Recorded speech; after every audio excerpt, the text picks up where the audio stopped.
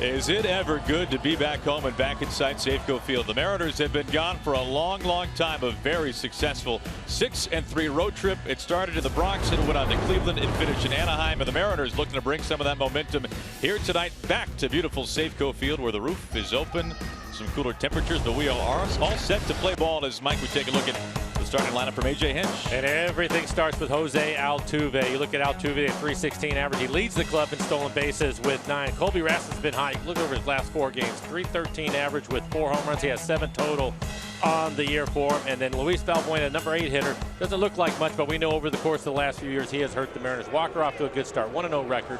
1.5 ERA. 14 strikeouts over the 18 innings he has worked. Only 2 walks. Opponents hitting .221 against Taiwan. Altuve climbing inside the batter's box. Since the Astros joined the American League West in 2013, no opponent has more hits against the Mariners than Altuve, as he's uncomfortable to start things off.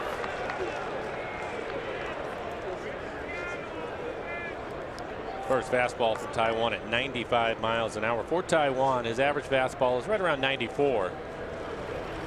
He also has the great changeup, his curveball, and a slider. Taiwan off to a fantastic start. Just 3 earned runs over his first 3 starts of the season. And he pours in a strike. It'll be interesting watching Taiwan attack this lineup. The Astros first in home runs, first in stolen bases. And Taiwan's last outing, through the first time through the lineup, he was over 80% fastballs. The opposite way gives Cruz a chase for out number 1.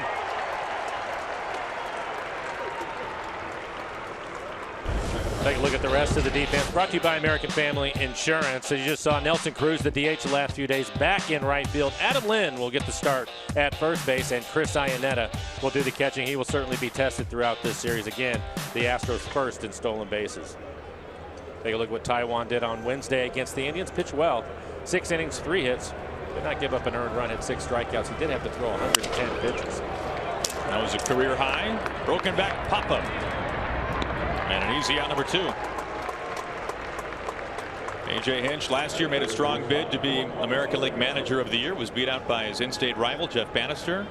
As the Astros last season, they had the division held in hand. Mike, it seemed like all season until the very end of September. Well, and that was going to be the question. A.J. Hinch, a young club, were they going to be able to take the heat coming down the stretch? I think the one thing that probably faltered a little bit for them was their bullpen. The bullpen had been a real strength in the first half, and they had their issues in the second half, and it finally caught up to them. Now, Hinch did not win Manager of the Year, but his young shortstop Carlos Correa won American League Rookie of the Year. That was almost a foregone conclusion after we saw what he did last season after getting called up.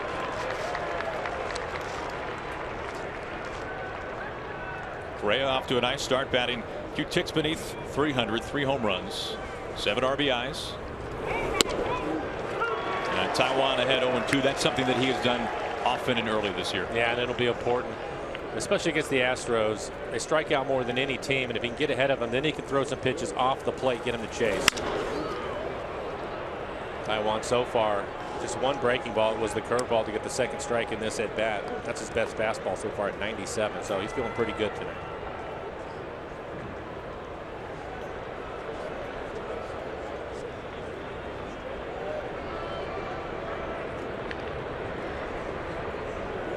Again, the 0-2.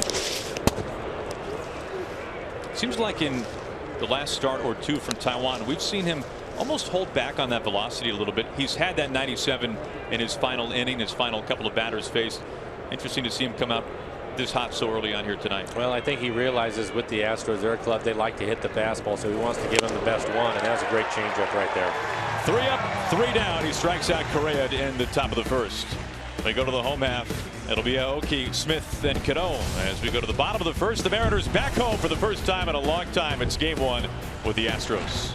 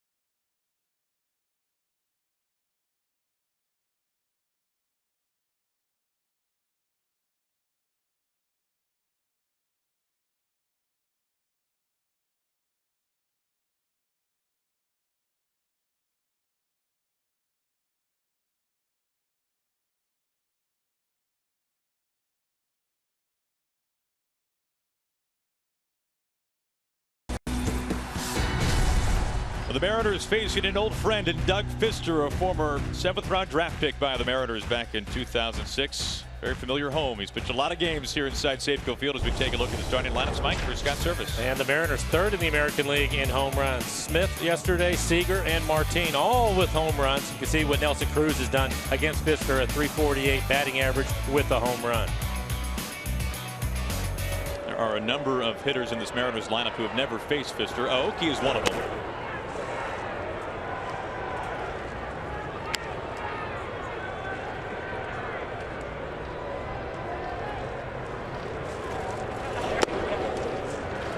Fister coming over to the Astros after spending a couple of seasons in D.C. with the Nationals, of course with the Tigers as well. So the Mariners got Charlie Furbush. And you'll see that Doug is not an overpowering pitcher. His fastball average is just 85 miles an hour. Mix in a cutter and a curveball. Occasional changeup from him. 2-2 on Aoki.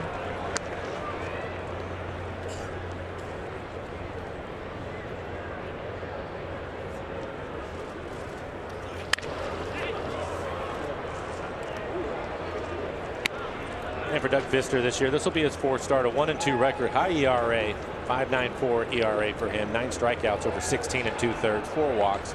Opponent's hitting .284. He's given up 3 home runs. Full count to Aoki. Fister coming off of his best start of the season. Those 2 runs over 6 innings on the road in Arlington. Got off to a little bit of a rough start. And Aoki working on his pitch count right now. This will be the 8th pitch of the at-bat. See everything away from him. Now this rotation, this has been the Achilles heel. There's no doubt about it for the Astros this year. It has been glaring. And Aoki, who drew 2 walks in yesterday's game, leads off the bottom of the 1st with ball 4. And we're talking about the struggles of this Astros rotation. You can see dead last in a number of categories in the American League. So you hope that the Mariners, who did not swing the bats well in their first homestand, that will change here in this series.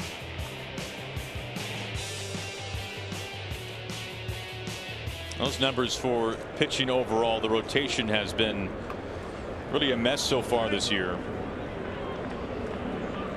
Starters have an ERA of 5.31 for the Astros as Fister now faces Seth Smith.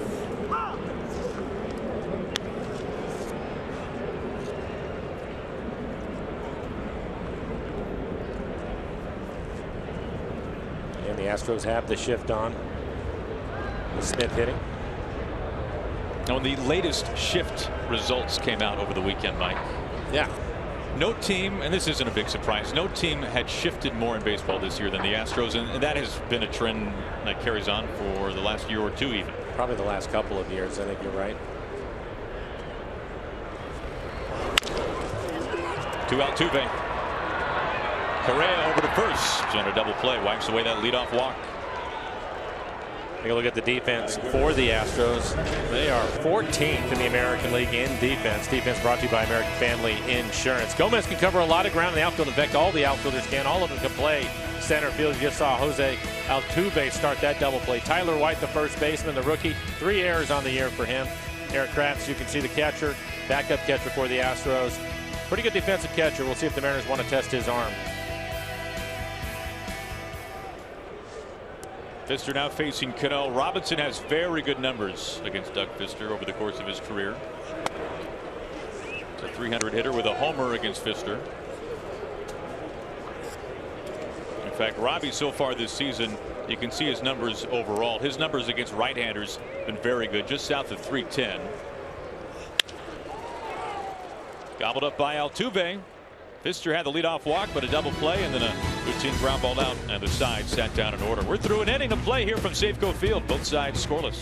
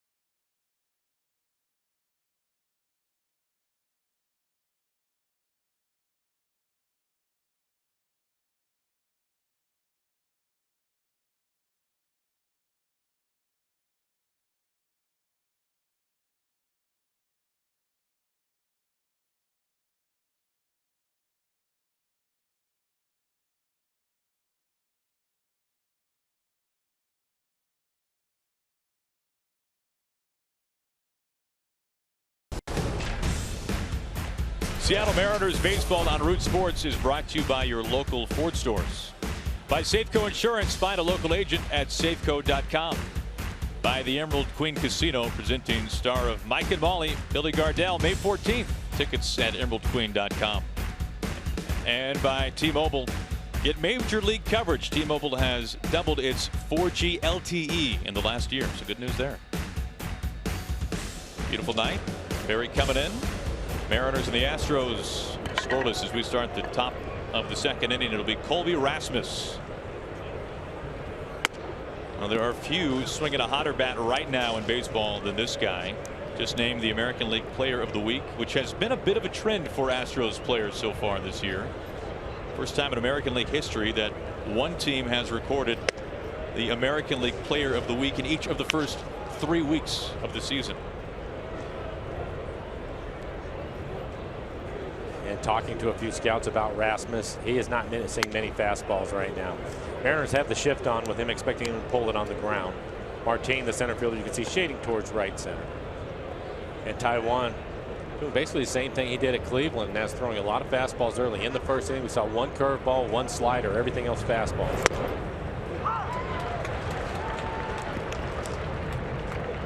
Rasmus last week, 5 of his 6 hits were for extra bases. 4 of them were homers. He drove in 10 runs. He was helped out by hitting a grand slam off of Clay Buchholz on Saturday.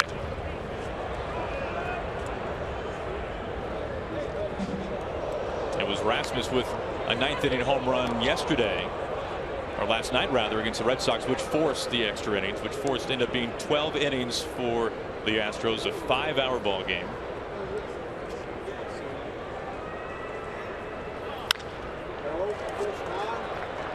Seager all alone left field with Oakey coming in behind him.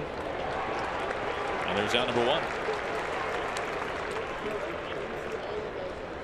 Aaron, you made the point for Taijuan in his first few outings on his fastball. And we just saw 93 a couple of times to Rasmus. The thing that's interesting to me, if you think back to last year in the month of April when Taijuan struggled, especially with runners on base, the difference that I've seen from him this year, and I think that you're right, for the most part, he'll save a little bit, but when runners get on, that's when you see the good fastball. That's when you see him pitch inside, and that's what I think makes his changeup so good. He gets so many ground balls with his changeup. We've seen him get a number of double play balls because of that. I think it's pretty remarkable when you think about the stuff that Taijuan has. We know about the overpowering velocity. You've seen him touch 97 already here tonight. A good changeup as well.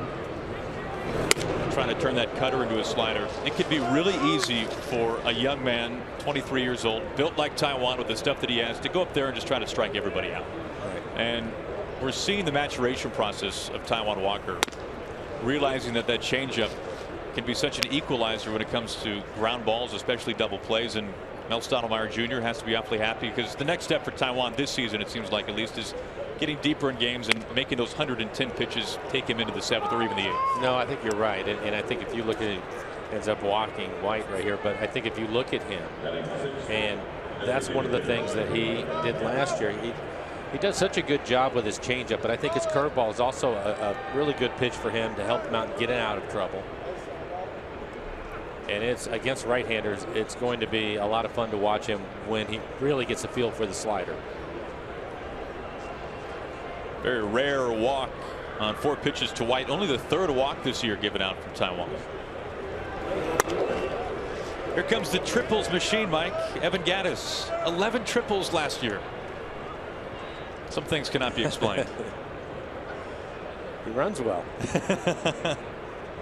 He had 1 triple in his career before last year, as Ionetta wants to have a chat with Taijuan. 21 pitches for Taijuan, 10 strikes so far, so struggling a little bit with his fastball command.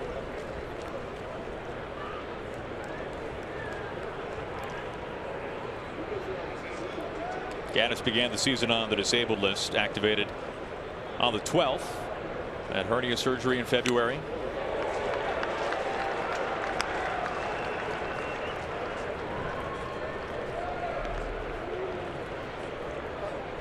Taijuan trying to work around a 1-out walk. First base runner tonight for the Astros.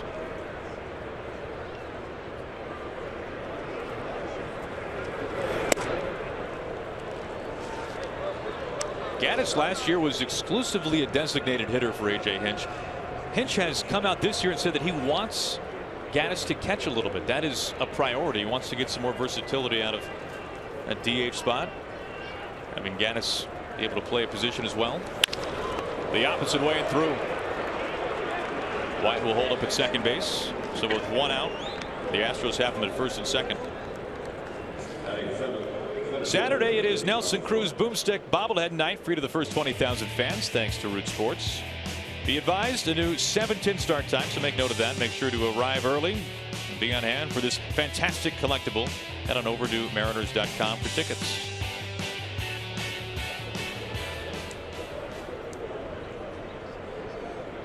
White at second base. Gaddis the single to right field. He's at first, and it brings in Gomez.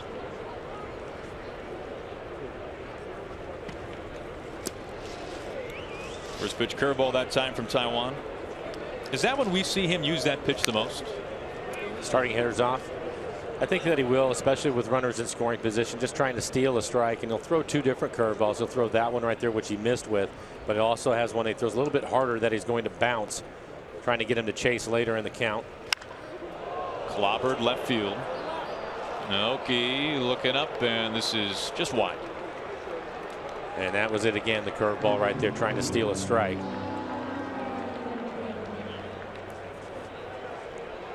Gomez, acquired at the deadline by the Astros last year, has not really taken flight with his new team, even dating back to the end of last season and into this year. He's hitting under 200 this season.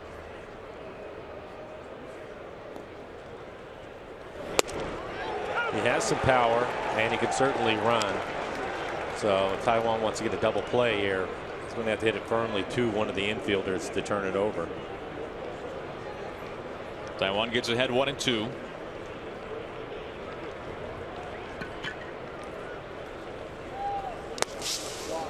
Nice work by Annette at 2 balls and 2 strikes. I think in this series you'll see that quite a bit. That was the slider from Taiwan.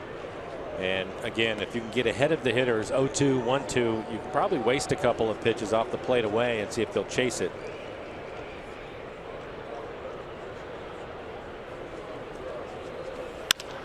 Ground ball. Cano can't get there. White being waved in. Cruz throwing home, cut off, and the Astros strike first.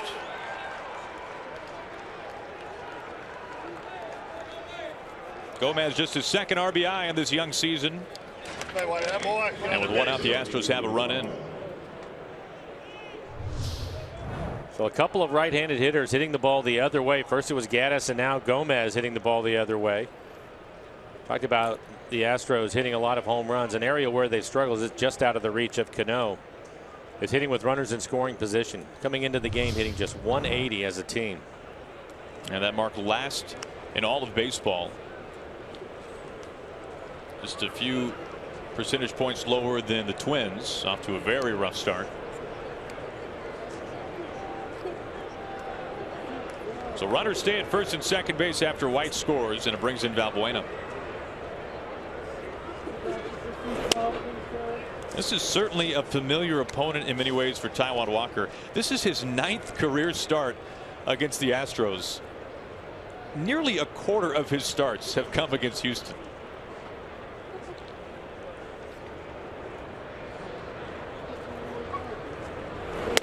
And really, with the exception of one bad start last May when he could not go more than 3 innings, Taiwan's given up 3 earned runs or fewer in all of his other 7 starts against the Astros. He's pitched very well against them.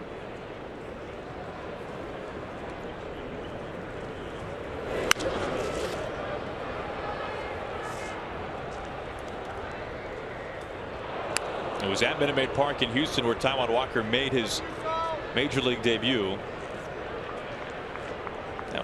Now what really stands out about that is that place was so empty. The Astros were not a good team then, and it seemed like all of his family was there. You could hear him throughout the entire place.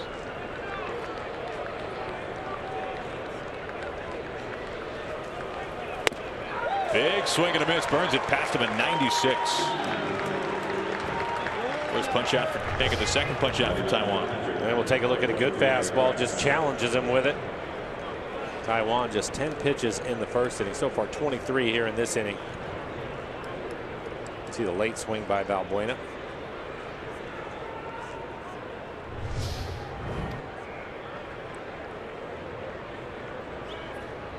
Brings in the number 9 hitting catcher Eric Kratz.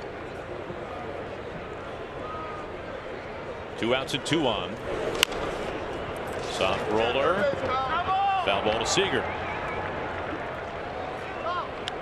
Kratz looking for his first hit on the season. 0 for 14. Jason Castro off to a very slow start, the normal catcher for the Astros. So Kratz getting the start. Spent some time last year, just 10 games with the Rainiers. Was in the Mariners system for just a short time. We were talking about Gaddis doing some catching this year. With the Braves, he was a catcher. And then eventually played some left field for the You're Braves. right. Gaddis has American League player written all over him. Makes him think about it. Good curve, 0-2.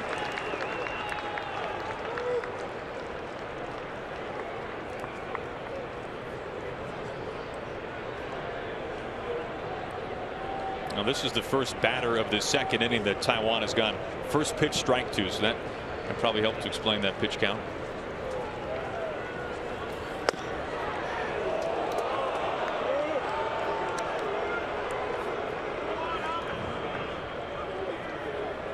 Gaddis at second base. He singled into right field. Gomez RBI single to right. He stands at first.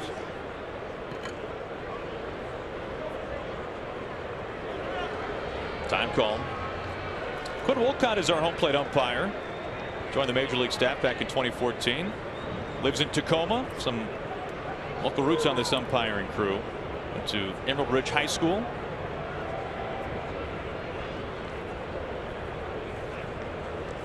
Taijuan's 1-2. Big swing and a miss. A high fastball. Good pitch there from Taijuan. He's got 3 strikeouts over the first 2 innings. The boomstick is coming up. We'll see Adam Lind as well.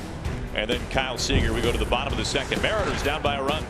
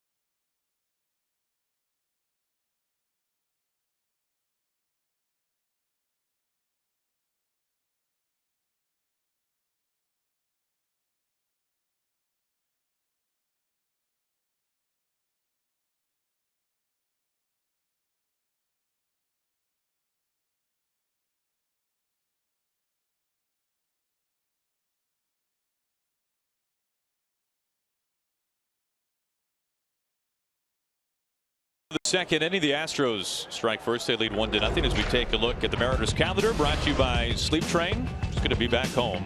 Long road trip. The Mariners have the Astros here for 3. Well-earned day off on Thursday. Then the Kansas City Royals coming to town.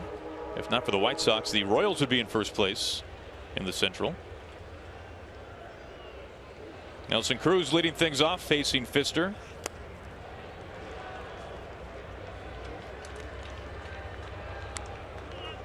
Cruz now with 4 home runs on the season, a dozen RBIs.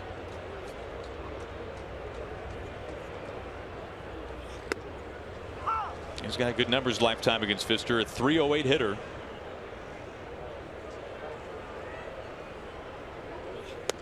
And no surprise, the Astros have the shift on with Nelson hitting. It'd be a shock to see who they don't shift against. Well outside and low.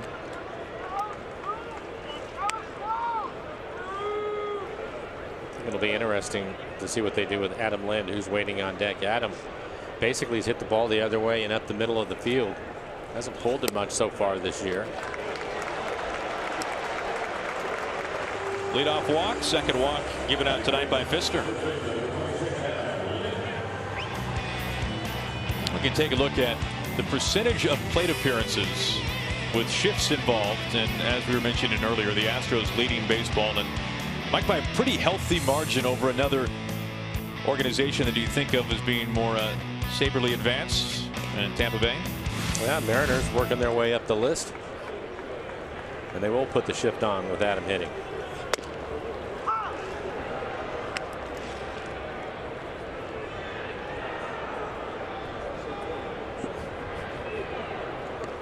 Nothing in one on Lind. And he falls behind 0-2. Really, that's true of both left-handed bats that you think about the most when it comes to the shifts against the Mariners. Lind and Seth Smith. Both of those guys have been up the middle and opposite of the way a number of times this year. They have. I think that's the. I mean, you look at Adam, he's been their hottest hitter. And Seth, obviously, Seth comes into the game hitting .308, high on base percentage for him. I think over the next few years, you're going to see hitters have to make adjustments and hit the ball the other way, especially when they have 2 strikes. And when we think about guys like Lind and Smith going the opposite way, there's a chance that more times than not that's through the air as well, which is something to keep. Which is something to keep in mind. Right. The Astros in this case saying that if he's going to hit it on the ground, it will be to the right side. At least that's what they are playing the odds to do. Count evens up 2-2 on Lind. Keeping an eye on Cruz.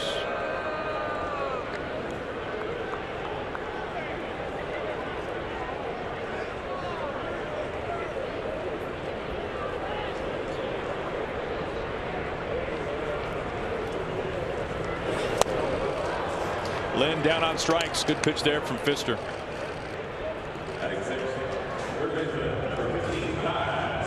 We'll take a look at Doug Pfister's changeup. Just 80 miles an hour. A little bit of movement off the outside corner.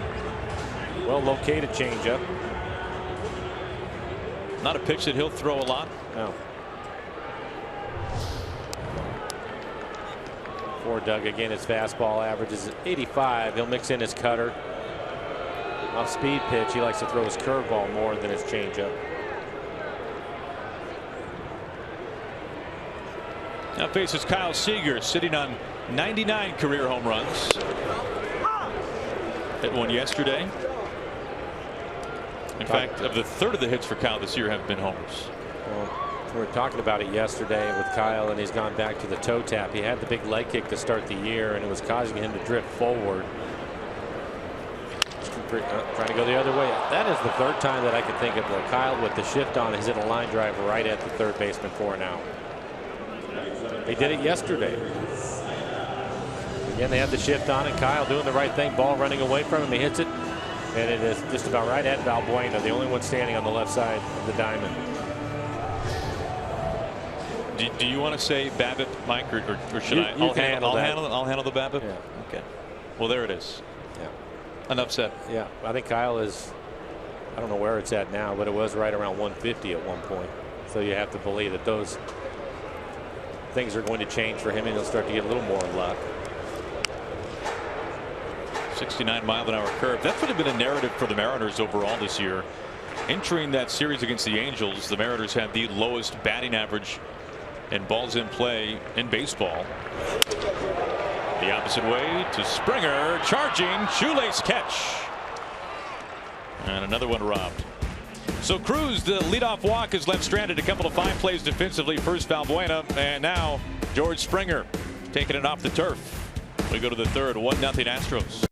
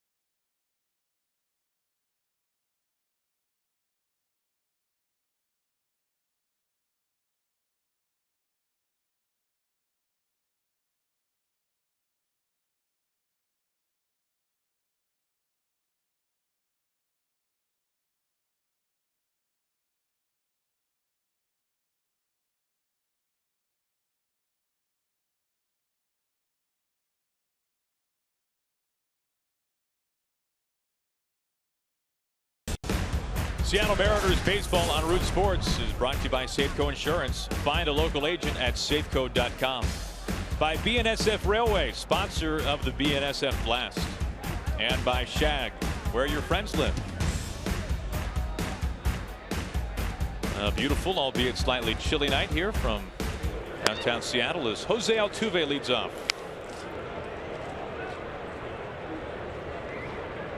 Altuve flew out to right field his first time up. Marte sliding, can't get to it.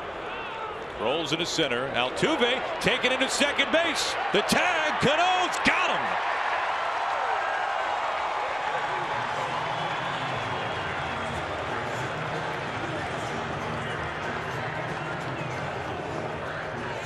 Good job by Martin to keep his head up. He's the one that noticed that Altuve was trying to get into second base. Good effort by Marte. Goes right off the end of his glove. And I think because of that, obviously it's going to slow down. And that's when Altuve, an aggressive base runner, decided he was going to try to go to second. Heads up play by Martin.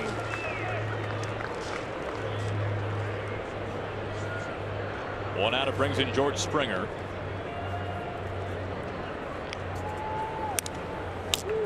And Taiwan quickly ahead 0-2. We'll take a look at the tag by Cano.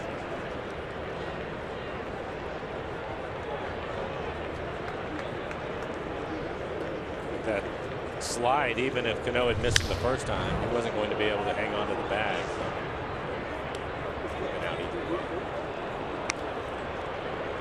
Still 0-2 on Springer. Well, Springer last year was looking like he could make a bid to make the All-Star team. Then an injury in the first half cost him some time. A wrist injury.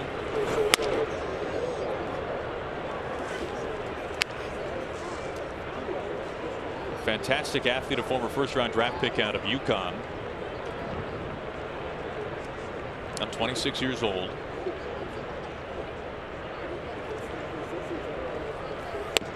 Gets some chasing. That's the fourth strikeout from Walker. 97. Boy, he's really bringing the heat early tonight. He's hit 97 a number of times tonight. This one's well located off the outside corner.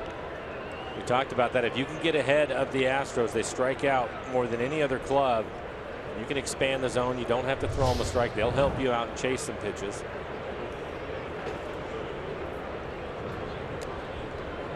Now 3 of the last 4 outs have been with the strikeout. Now facing Correa. Now this is more of what we saw in the first inning, Mike. Getting ahead, first pitch strike, that was a struggle in the second. No, you're right, and his fastball command is much better here, and he has a good fastball tonight. That one at 96.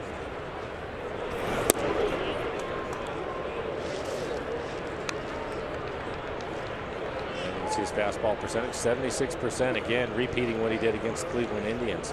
A lot of fastballs early. Eventually, he was just over 50% by the end of the game. And play to Marte. And just like the first inning, the Astros retired in order, despite a leadoff single by Altuve, taken down at second. We go to the bottom of the third. The Mariners coming up.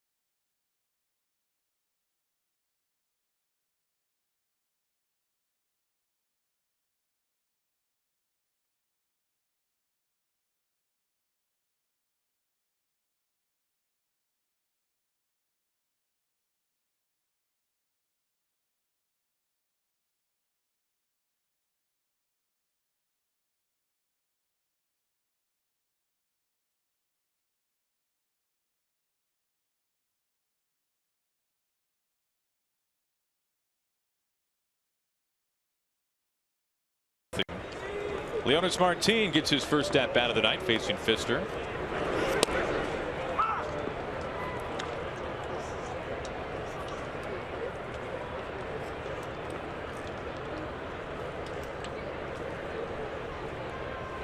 Corners pinch in.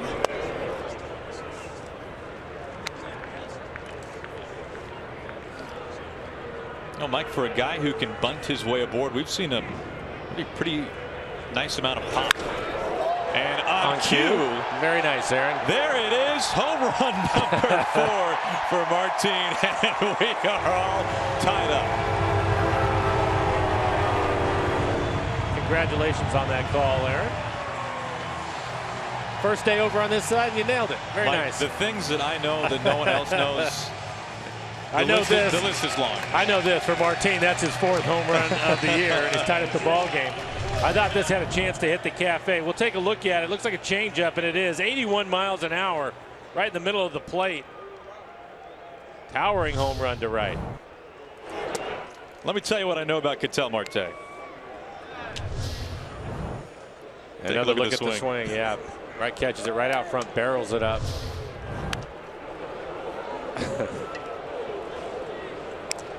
I got nothing else, Mike. I'm done. I'm 1 for 1. I feel pretty good about that. You should. 2 balls and a strike to Marte. We take a look at where this one landed.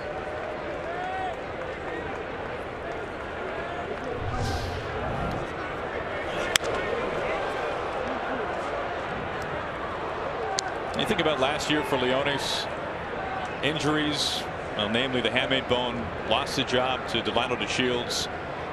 Martin really seemed as like a prime bounce back candidate this year. And although that batting average is lower than he would like right now, entering today at 200, some April numbers can always be kind of strange in that regard if you don't get off to a red hot start, but the power has been there for sure. Another foul ball. And a good at bat for Marte right behind him. You can see this would be the 7th pitch of the at bat, and some pretty good pitches from Pfister. He's able to fight him off. Marte had a couple of hits yesterday. It's a good sign. He'd like to get his speed on the bases. We saw this in the middle game of the series against the Angels. His first 2 at bats, he was retired both times, but he saw 17 pitches. His final 2 at bats of that game, he was able to get on base, and you mentioned his strong day yesterday. Some of the people from the Astros were talking to me about him, and I told them, Aaron, I said, over the course of this year, the Mariners obviously going to play the Astros a lot. They're going to learn to appreciate this young man's game more than what you see as far as his overall tools, his ability to run, the strong throwing arm, obviously a switch hitter. He does so many things well. Tied up that time. There's out number 1.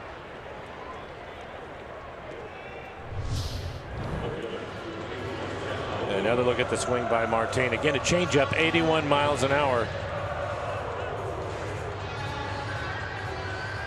Now the gentleman in the red is take cover. Where's it going? I don't blame him. He did not have his glove on. I don't blame him. Coming in on Aoki.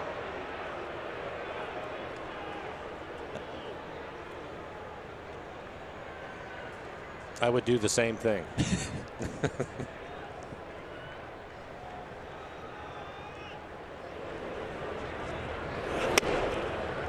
Aoki ahead 2-0. So we are all tied up. Martin to lead off home run to right field.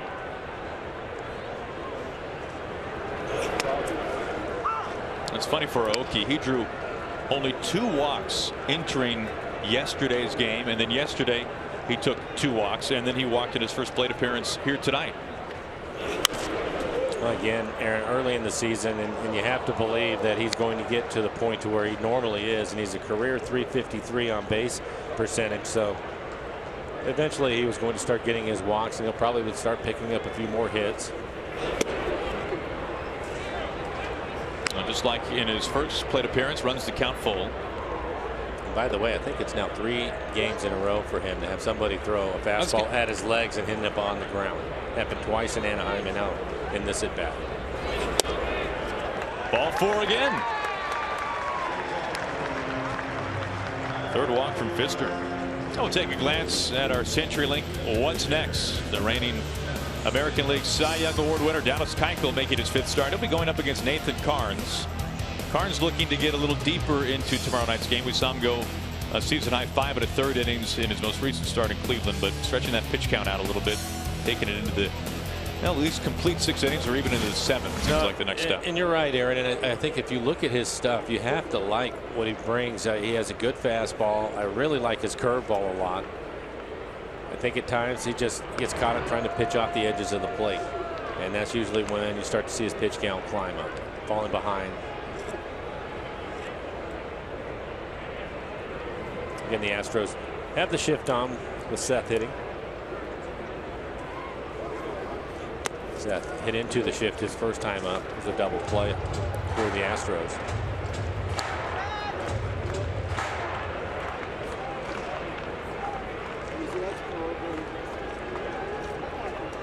He takes his lead.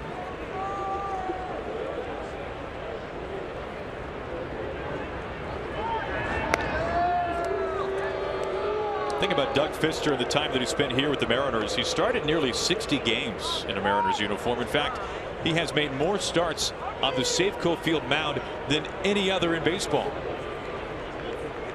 This will be his 37th start inside Safeco Field.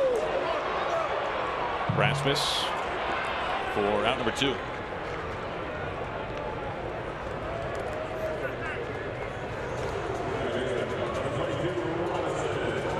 Leadoff home run by Martin. Aoki, a 1-out walk. Now 2 down for Cano. Ground out victim his first time up. And Aaron, you have the answer to your question that you had last inning. What's that? Robinson Cano is the hitter in the lineup that they're not going to put the shift on. There we go. Yeah, you're right. If it was going to be anybody, it'd be Robbie.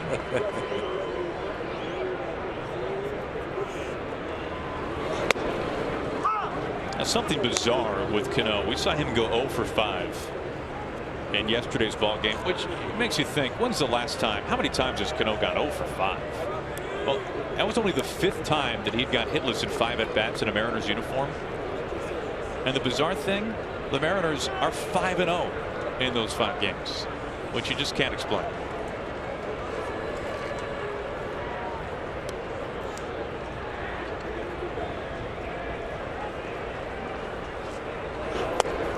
Off the plate. That being said, I'd rather see him hit a ball in the right center gap right now. I know. It makes no sense. You look at the numbers this year especially. As Cano has gone, so have the Mariners.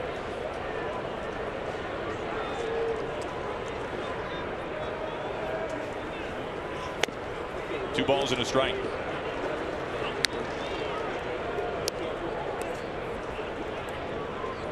Pfister is listed, by the way, at 6'8". One of the tallest pitchers in baseball.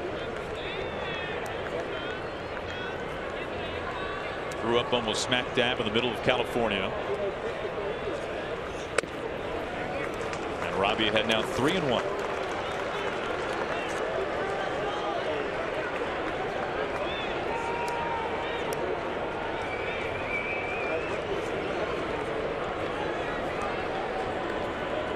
Two outs to Aoki at first. Cano ahead of the count. And he will take first base. That's the 4th walk dealt out by Pfister. A.J. Hinch knows very well starting pitching has been a problem, a huge problem for the Astros. And some free base runners here in the 3rd. And I think for Doug, he's doing what he has to. He has to pitch off the edges of the plate. Again, his fastball is just 85 miles an hour. Unfortunately for him, and fortunately for the Mariners, he's just missing the outside corner. He's typically going to pitch most of the hitters away.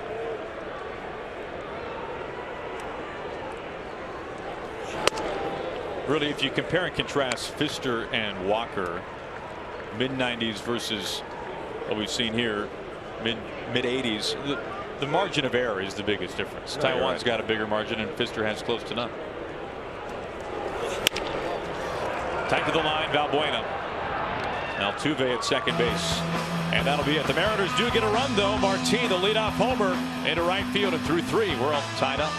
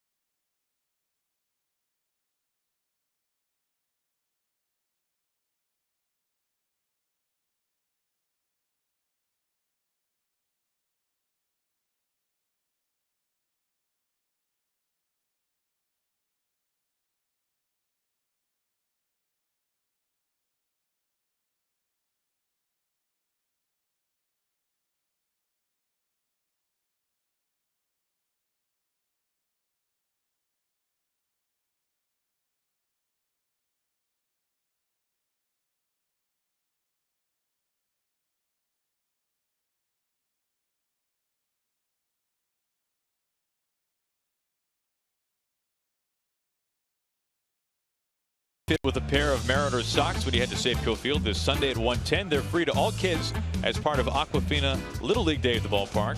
Move your feet and hurry on over to a Mariners team store for tickets.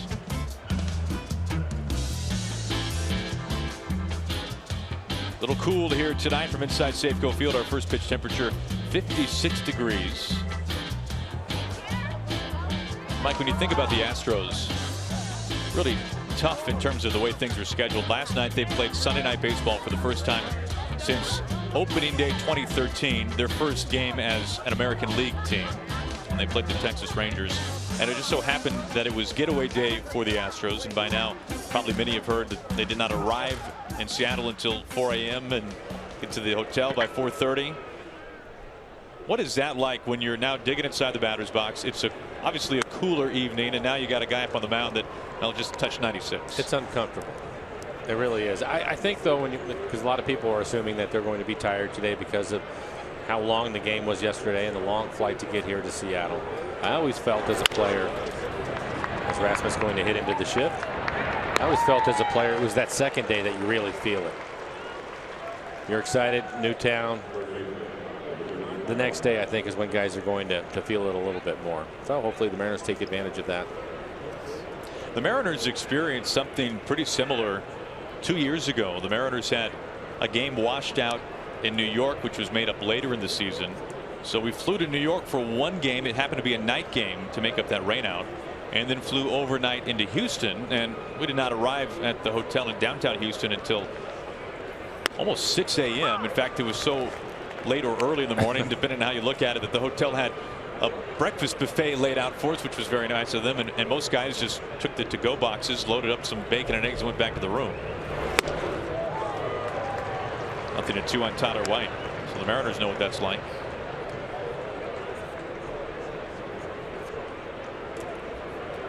White winning a job in spring training as the Astros' new first baseman, Chris Carter, now with the Brewers. And he's shown some power right away for White. 5 home runs on the year. I think 274. He came into the game. Walked his first time up. He's the one that scored the 1 run for the Astros.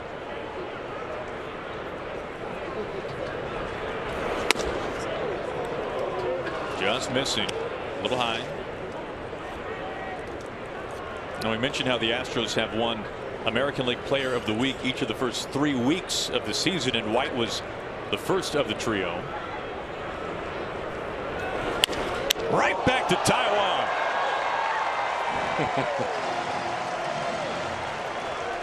Out number 2, belt high. Well, with Taiwan, he's obviously a tremendous athlete, but sometimes just being in a good fielding position will help you out, as this is hit right back to him. Almost hit it right into his glove, barely had to move it.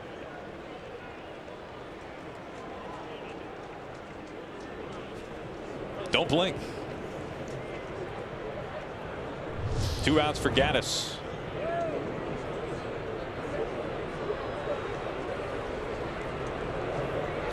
And you compare and contrast his delivery and how he winds up as we see this again in real time. It's worth another look.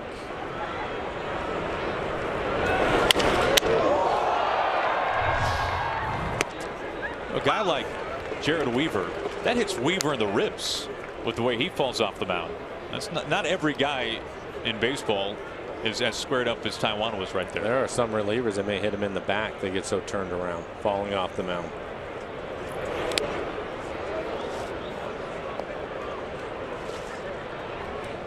That's something Iwakuma does very well.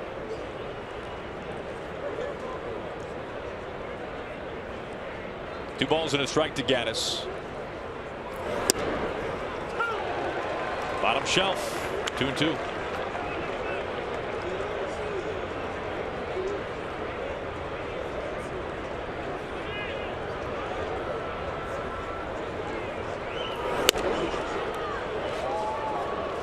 Full count on Gaddis, that time missing with another fastball. Gomez on deck if Gaddis can reach.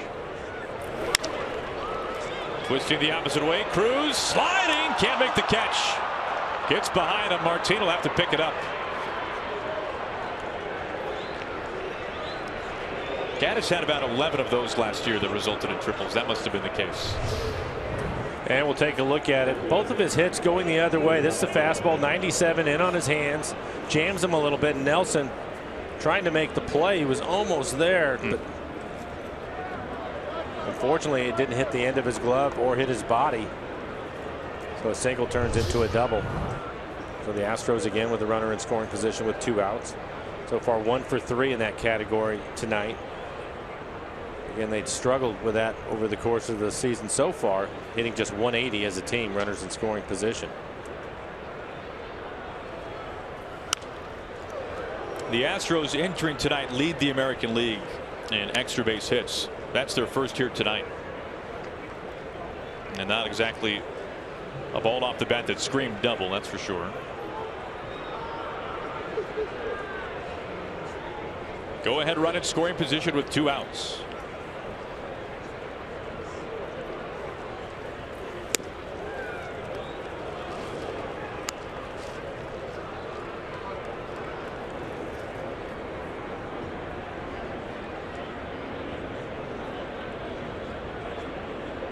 Gomez had the RBI for the Astros back at the second. Just the second RBI this year. It's a healthy swing and a miss. 98. And it's 1-2. And with 2 strikes, Martin going to shade towards right center.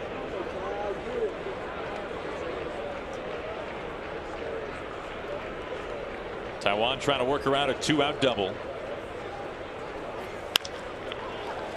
Marte's got it. Routine play. And that'll end the top of the 4th. Gaddis stranded in scoring position. They go to the bottom of the 4th inning. Mariners and Astros all even at 1 apiece.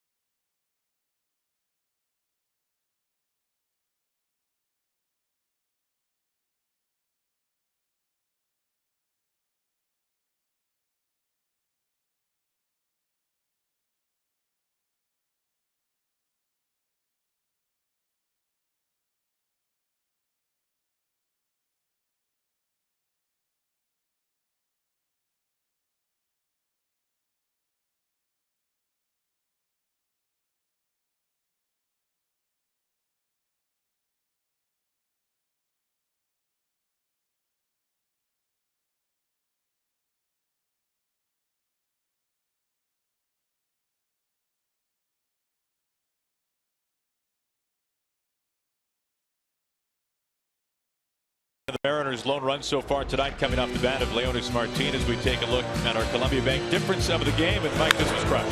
81-mile-an-hour changeup in the middle of the plate for Martin, his 4th home run on the season.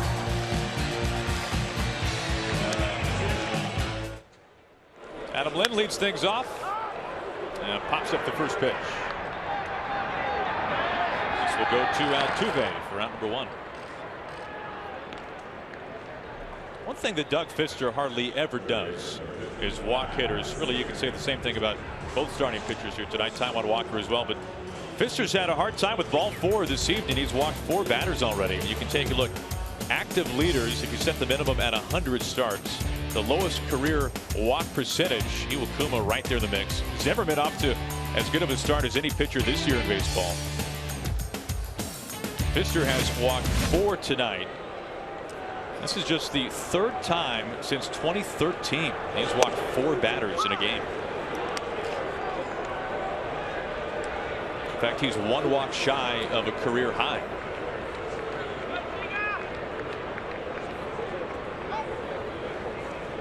Oh, 1 coming to Seager. Kyle 0 for 1, lined out to the third baseman. The Astros have the shift on again, so Balbuena, the third baseman, the only one on the left side of the infield, and Kyle unfortunately hit it right at him his first time up.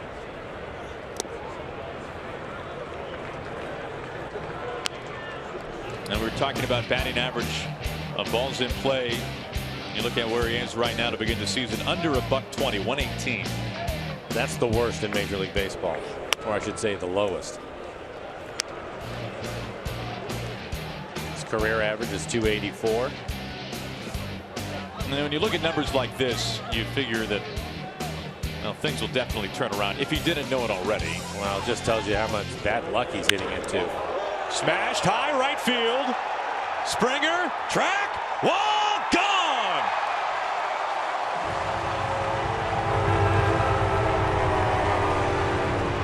That's one way to handle it. Hit it where they can't catch it.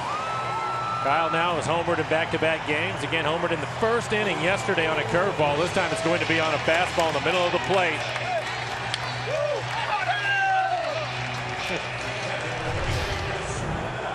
And here it is, 86 miles an hour. On a cool evening, hit that a long way. Great work with his head right there. Kept it right there in the hitting zone. Did not move at all. And he squared it up.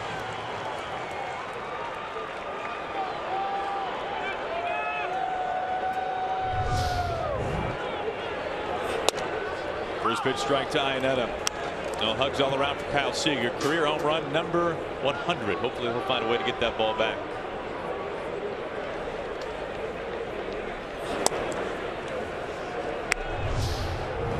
Another look. See how it stays on his backside right there. That's the difference for him earlier in the season, drifting forward a little bit. When Kyle stays on his backside, creates a lot of power with that swing.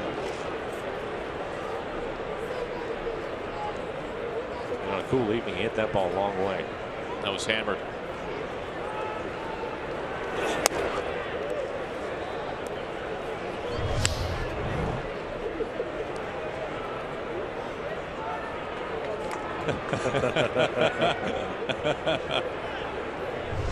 High fives all around for Kyle. Broken bat, flare.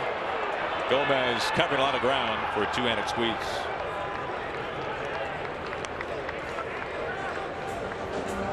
How often do you remember that happening, Mike, during your playing days, where a player would hit a significant home run and would want to try to get it back, and you come up with a couple autographed baseballs or a bat or something, and you play a little. You broker a deal, in other words. Yeah, you're willing to trade. Yeah, no, it happens all the time, and I would say that the majority of the fans are really good about it. Martin showing bunt, pulling back. Another look at Kyle, and again. Ooh, oh, that was right there. Nobody to blame but yourself. Gomez calling off Rasmus. Out number 3.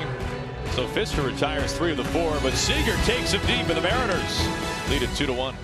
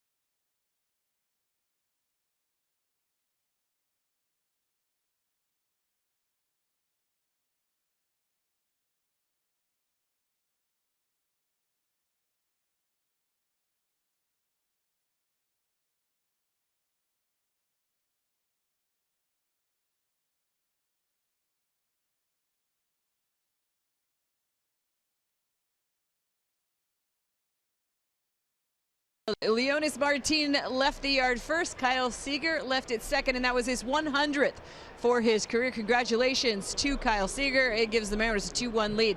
Hey, where are you rooting at tonight? Use the hashtag where I root, like Craig celebrating his 62nd birthday, or maybe it's an anniversary that you're celebrating tonight, like Kate at the Hit It Here Cafe. And Aaron, that couple actually stopped by the Ford Sports Desk earlier, and I just want to say congratulations to them. Said I would try to get him on, and we did. I saw that, Angie. That was very nice. Happy anniversary. 0-1 to Valbuena to start the top of the fifth. Taiwan pitching with the lead for the first time tonight.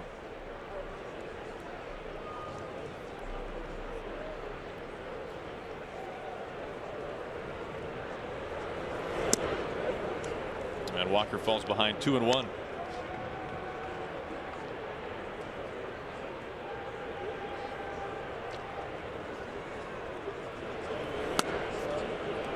A 3-1 count now to Valbuena. Taiwan has walked one batter so far tonight. That's been a rarity so far, as Kratz is ready to go on deck.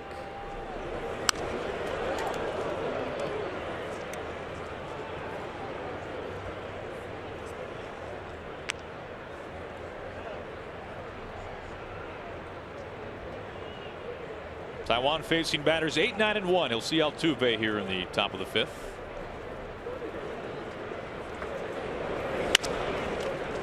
In play, routine play to Cano. And a short distance toss over to Lynn for out number 1.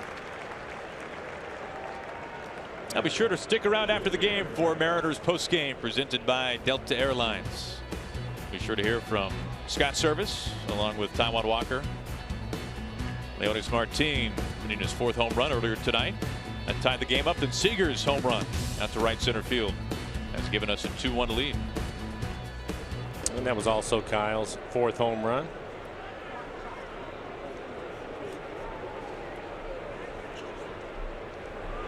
Kratz showing bunts.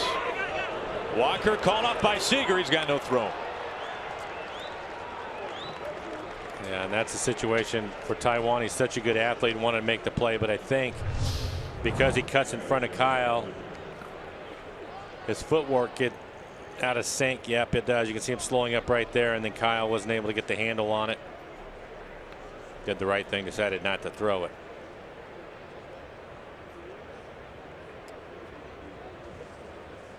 Kratz, the number 9 hitter aboard for the first time. 1 out, 1 on. Go ahead and run at the plate in the form of Altuve.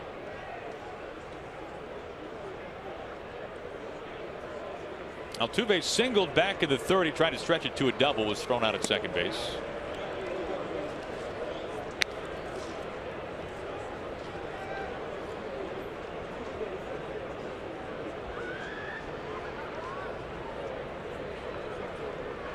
Altuve, an aggressive hitter, and he will use the entire field.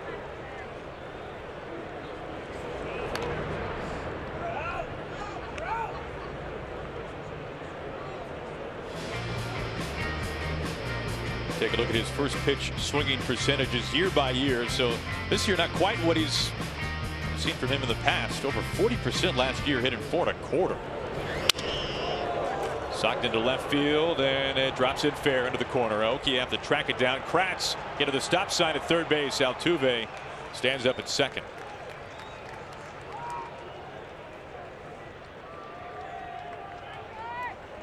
Altuve has become the master of the multi-hit game, and he's got 2 here tonight. Well, Taiwan's able to jam him a little bit. It's a 95-mile-an-hour fastball at the top of the strike zone.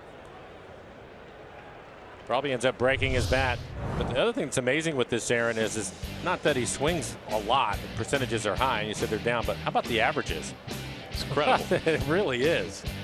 Back-to-back years over 400 swinging at the first pitch. You see 14 and 15.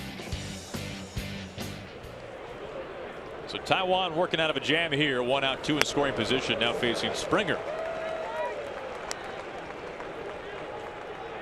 He's held Springer 0 for 2 so far tonight. Astros right fielder has reached in his last 10 games, including homering in 3 in a row during that span.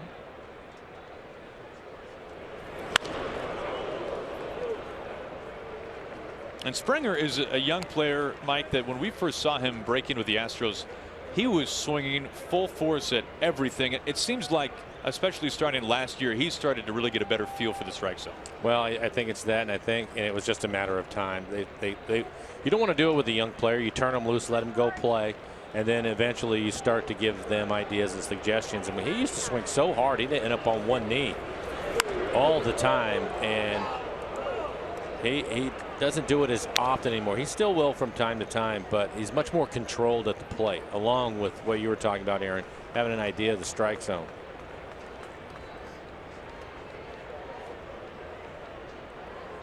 And 0-2, this situation right here where I think Taijuan again can throw probably a couple of pitches, maybe a slider off the plate away to get him to chase.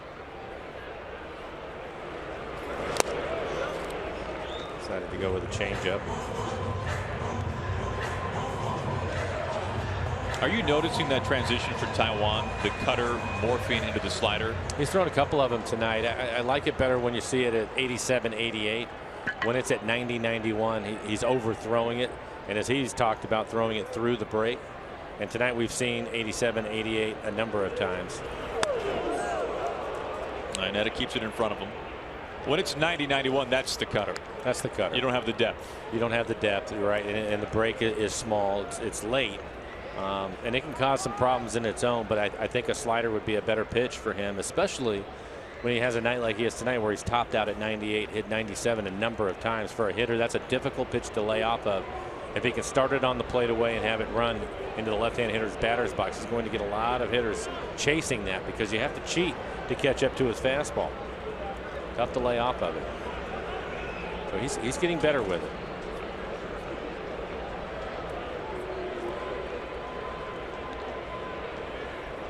It's 2-2. This will get out of play. Really, you think about the repertoire from Taijuan. His average fastball is about 94, 95 on average. So before the slider was introduced, he had 3 pitches that were within about 5 miles an hour of each other: the fastball, the cutter, and the changeup. So you can see breaking up that differential is a good thing. And the difference too with his changeup, even though it's close, as you can see, he's still throwing a lot of fastballs at 75%, but his changeup had that downward movement to it. So even though it was closer as far as the speed of it goes to his fastball, the movement is what would get a lot of hitters. Big punch out, got one with the change, and Taijuan with strikeout number 5, and a timely punch out at that. And this will be right at the bottom of the strike zone. Again, cheating, trying to catch up to the fastball, and you can see the movement on it, moving down out of the zone, as he'll swing right over the top of it.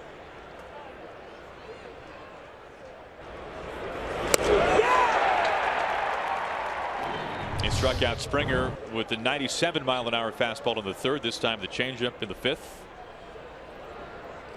Not quite out of a jam yet, facing Correa.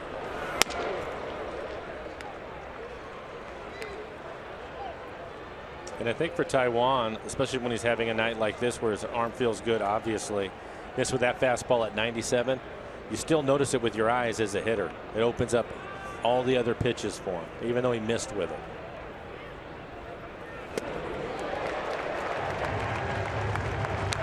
And we're seeing a lot of 97s tonight. 2 outs, 1 ball, and 1 strike. He's working around Kratz at 3rd, and Altuve at 2nd base. Tying run 90 feet from home against the reigning American League Rookie of the Year. 1-2.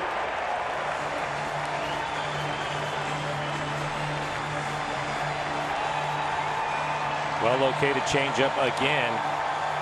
For the hitter, it looks like it's going to be a fastball in the middle of the plate above the knees, and by the time you try to attack it, the bottom of it falls out. A lot like Felix's, maybe not as much movement. Hard to lay off of it. That pitch is left up in the zone.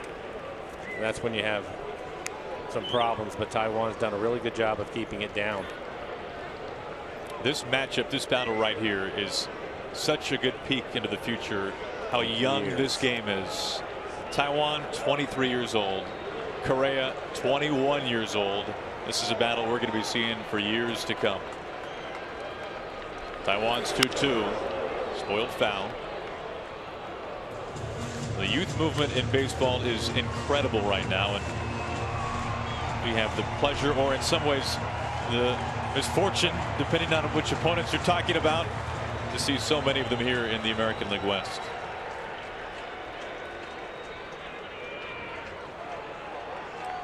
Two outs, two on. Mariners by a run here in the top of the fifth inning. Big pitch coming up. Walker's 2-2. Seager, fair ball, long throw, picked and in time. Absolutely incredible play by Kyle Seager. Dialed it up from long distance. We go to the bottom of the fifth.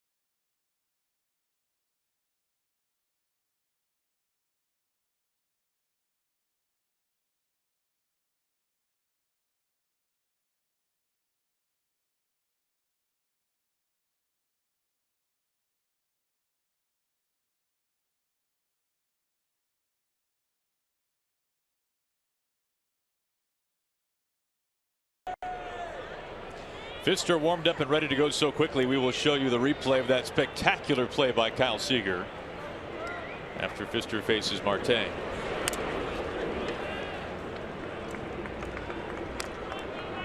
Marte, a strikeout victim back in the third, is lone at bat so far tonight. He did see 9 pitches in that at bat. Pretty good battle between him and Pfister. That's really been a trend we've seen from Marte lately.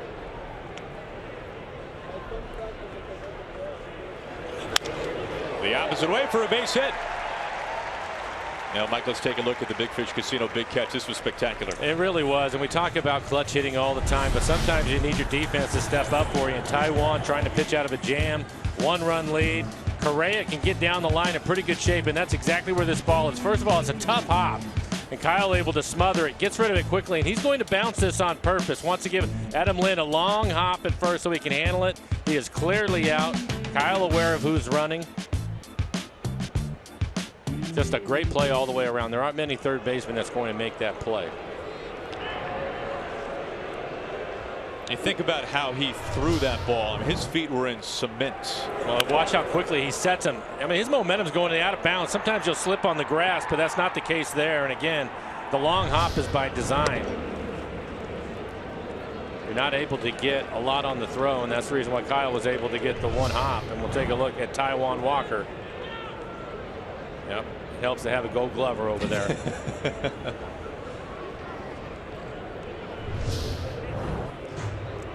We really are at a point in Seager's career already, Mike, where we're so spoiled with what he does every night that now this is above and beyond, obviously, right. But he makes even the tough plays look so routine that I think for us fans here in the Northwest, we can kind of get tricked into thinking that it's like this everywhere, right? Yeah, you can. But I can tell you, having played the position, he makes a lot of plays look easy that are not. He over at third, one of the things about third is you have to have quick feet and you have to be able to handle in between hops all the time. And Kyle does that as well as anybody. But he's worked extremely hard at it. So a lot of times you'll see his glove work is the thing that I really like watching him, because he just smothers the ball all the time, and not many can do that. Runner takes off. Gomez out number 1. Well, the Mariners host the Astros again tomorrow night. First pitch time at 7:10. Following the game, Cedar Grove is providing 5,000 fans with a bag of soil to help tend your home garden. Visit a Mariners team store or mariners.com to get tickets. 1 out and 1 on. That's Marte with the single. Brings in Seth Smith. And he was running on that fly out to center, so he may try it again. Fister keeping an eye on Marte at first base.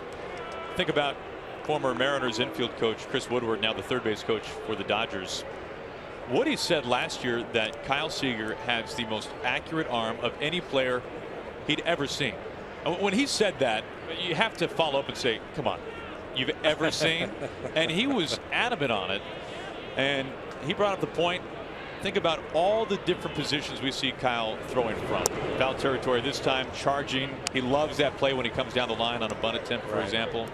And it's one thing to have arm strength, right, and to throw it 100 miles an hour into the camera well. It's another thing to have good arm strength and the fantastic accuracy that Kyle has too. No, and you're right about that. I think that for myself watching him, and nobody appreciates this more than Robinson Cano, but to watch him on a ground ball with routine to him, a step to his left or right, and how quickly he gets rid of it with something on it, and it hits Robbie in the chest time after time. It's so easy for him to turn a double play because of the work that Kyle does, and he makes it look easy, and not many third basemen are going to get rid of it as quickly as Kyle does. And I think a lot of the time that he turned double plays as a second baseman has helped him with that.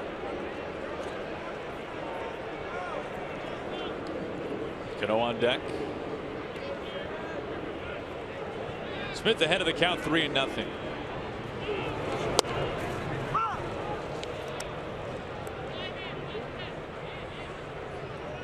Fister has walked 4 batters here tonight. He is 1 walk shy of tying a career high, and he's got a 3-ball count to Smith.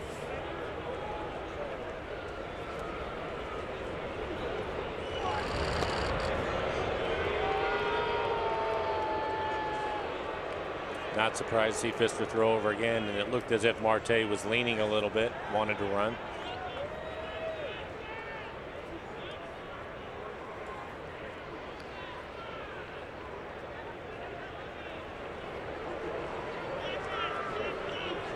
One out, 1 on. Upstairs, ball 4, walk number 5 from Fister.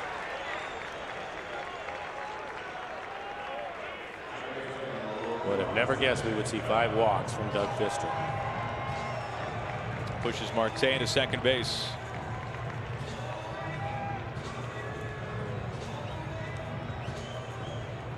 You think about Fister's numbers coming into tonight. Had a couple of rough starts, but had walked 4 batters over his first 3 starts. 5 walks here tonight, tying a career high.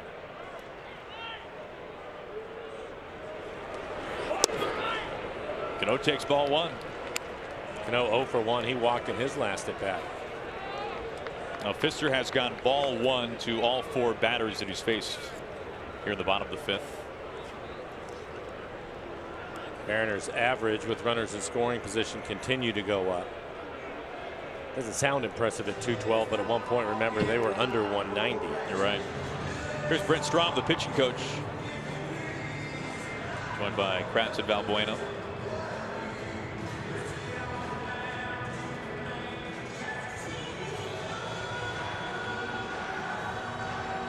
It was back in July of 2011 when Fister was traded from the Mariners over to the Tigers. Really, as it turned out, the biggest piece in return for Fister was Charlie Furbush. Charlie is still on the disabled list.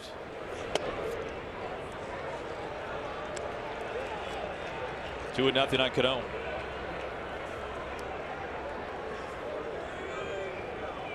One out and 2 on. Mariners trying to lengthen this 1-run lead.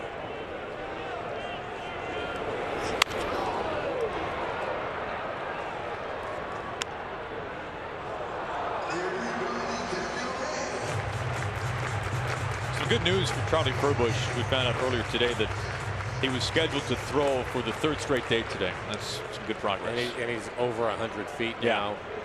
And to be able to throw 3 days in a row, you're right, it's good progress for him. Up the middle, a base hit. Marte being waved in. Gomez coming home with the throw way up the line. The Mariners lead it by 2.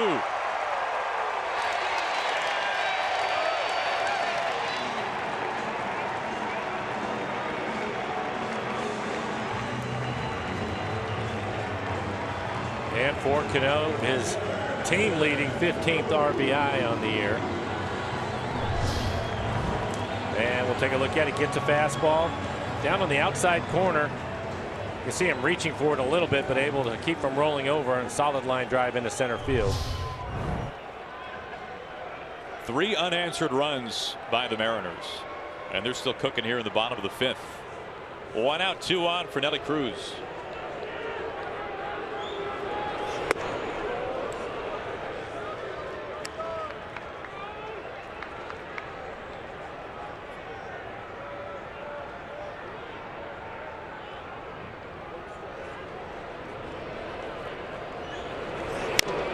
To Fister's credit, at least to this point, of the 5 walks that he's given out, none of them have come around to score.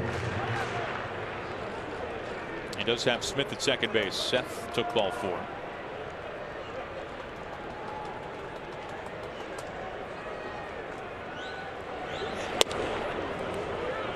A strange game sometimes there, and you mentioned the 5 walks, and none of them have come around to score yet. And Taiwan has 1 walk, and that's the 1 run that the Astros That's a great point. 2-2.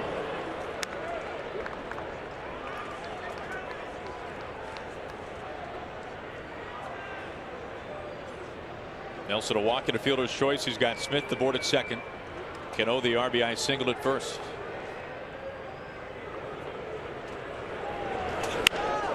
Off the hands, pops it up. Bueno running out of room, and the count stays put.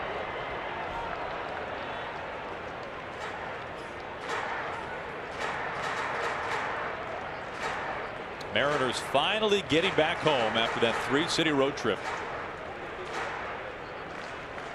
Mariners won each series. Went 6-3 on the trip, trying to bring that momentum back here to Safeco Field after a rough opening homestand of the season. So far tonight in pretty good shape. Taiwan pitching well. The offense coming up with a couple of homers. Martin and Seager. And then a Cano RBI single here in this last of the 5th. Again off the hands and fouled away.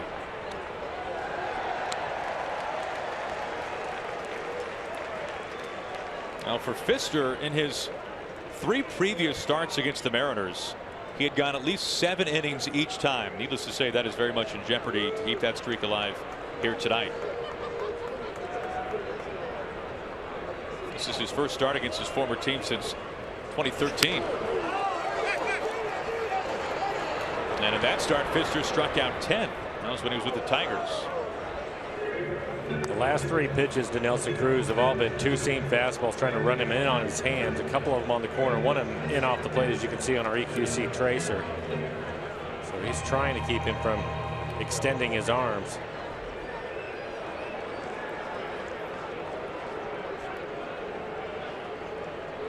One out and 2 on. This will be at least a 9-pitch at bat for Cruz. AJ Hinch, a former catcher, he knows as well as anybody that against a guy like Cruz, the more pitches you throw to him, the more things tend to shift into his favor. Well, this will be the 9th one. Up the middle, they have the shift on. Here's Altuve. Stops on second, over to first in time. The Mariners do grab a run. They've lengthened the lead. We're through 5. Mariners on top of the Astros 3-1.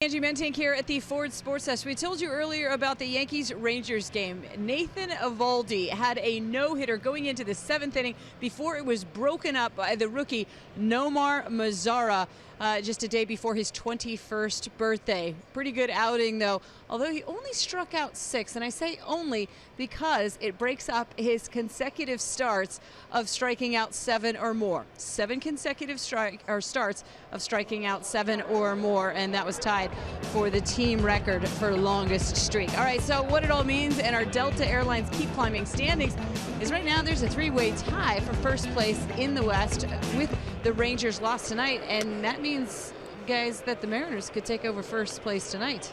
That's pretty good. Could gain some ground here this evening as the Mariners lead it by 2. We begin the top of the 6th with Walker facing Colby Rasmus. And Aaron, you look at these things all the time. Eovaldi, he's still in the top 10 as far as the fastball goes. Yeah, he's in the top 3 maybe. Yeah, I mean, Eovaldi is one of the hardest throwers in the game. His average fastball is about 96. I mean, right now, the only guy in the game I could think of that probably on average is blowing it in there harder would be Syndergaard. And even Syndergaard, his average fastball this year, which I can't believe somebody said the other day was at 95, which I can't even begin to believe is true. Every time I see his highlights, it's 97, 98. Exactly. He's hit in triple digits somewhat regularly. 2-2. Nomar Mazara, we heard Angie mention his name. We saw him after he just made his major league debut against the Angels, in which he hit a home run off of Jared Weaver. We were talking in the last inning again about Taijuan Walker. Carlos Correa, boy, ties him up. Rasmus wearing some handcuffs with that fastball. 95 into the hands. 6 strikeout for Taijuan.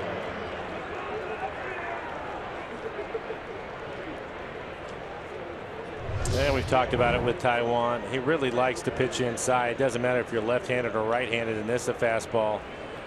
I think Aaron said tied him up off the plate inside.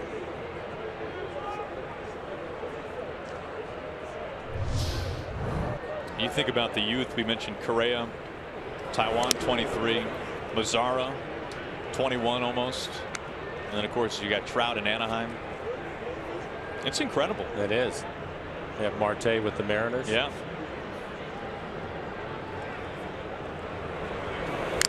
White takes a healthy hack.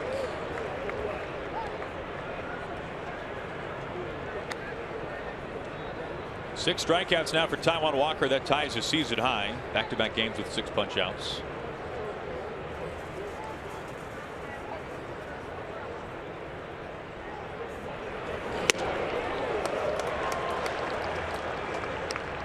Is that the slider we just saw, Mike?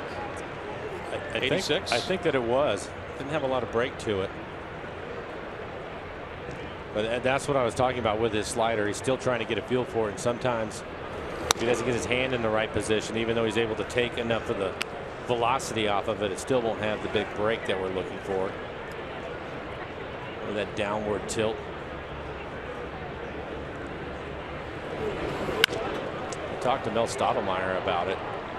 And he said that Taijuan, the only issue with him right now with his slider is to take it from the bullpen into the game. Because he said in the bullpen he throws some really good ones down there. And I think a lot of that is adrenaline, you know, trying to max effort most of the time. So at least he's trying to take some of the velocity off of it. Strike 3 called.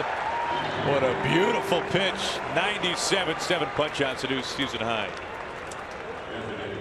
This copyrighted telecast is presented by authority of the Seattle Mariners and may not be reproduced or retransmitted in any form. And the accounts and descriptions of this game may not be disseminated without the express written consent of the Seattle Mariners. That's got to be one of his best fastballs on the night. No, you're right. He's topped out at 98. That last one at 97. And he's throwing 97 miles an hour. Now has 98 pitches in the ball game. So threw 110 pitches in his last outing, a career high. And Mel Stottlemyre talking to him about Taijuan. He said, we feel that we can turn him loose, let him go. I mean, when you're painting the edge at 97, hitters don't have a whole lot of a chance. And you turn around and walk back to the dugout is what you do. 2 balls and a strike to Gaddis as Taijuan's at 100 pitches. And we've seen it here tonight. We were talking about Doug Fister having to pitch off the edges of the plate, and Taijuan they're not all located on the corner. You can see the third strike that he was able to pick up. That was a fastball in the middle of the plate, but at 96, 97, it's difficult to square it up. 2 outs, bases empty.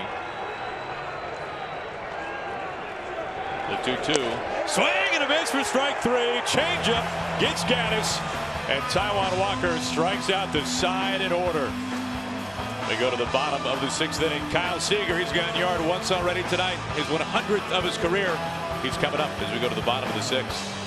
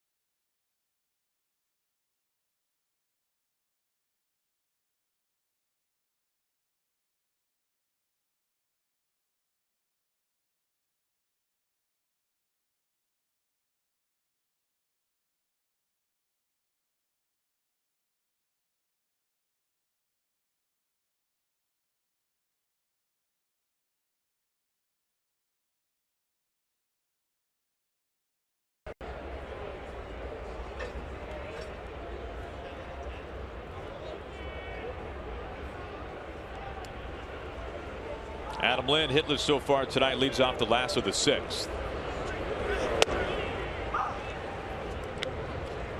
Pfister with 5 walks. That has tied a career high. Giving up 2 home runs. We're talking earlier in the ballgame with Adam Lind and how well he's been swinging it. And a lot of the hits going to left field, center field, line drives, which is what you want to see. His last at bat, he had a fastball in the middle of the plate.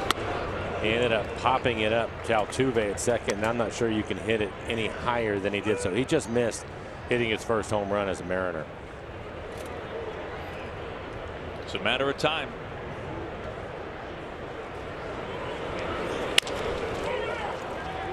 Right to Altuve. Round number 1. Well, follow Mariners Baseball live with the MLB.com @BAT app. Stay up to the moment with game day, live game video highlights, StatCast, news, and more. Download MLB.com @BAT, the #1 app for live baseball on your phone or tablet.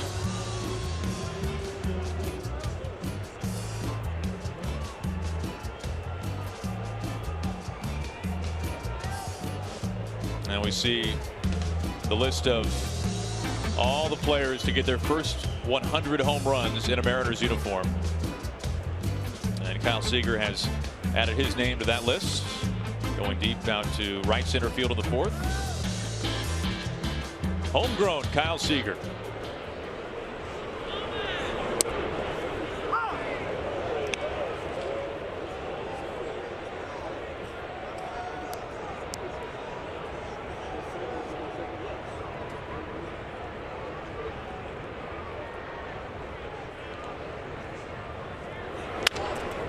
The opposite way, Valbuena stays with it. Strong throw. Out number 2. To the only man on the other side. Well, this is a bit of a reunion for Scott Service, who broke into the big leagues with the Houston Astros. A lot has changed for the Astros since those days, but 6 years for the Astros. He caught Darryl Kyle's no-hitter versus the Mets back in 1993. And in center field that game, while Service was behind home plate, was Casey Candell, Mariners first-year first base coach.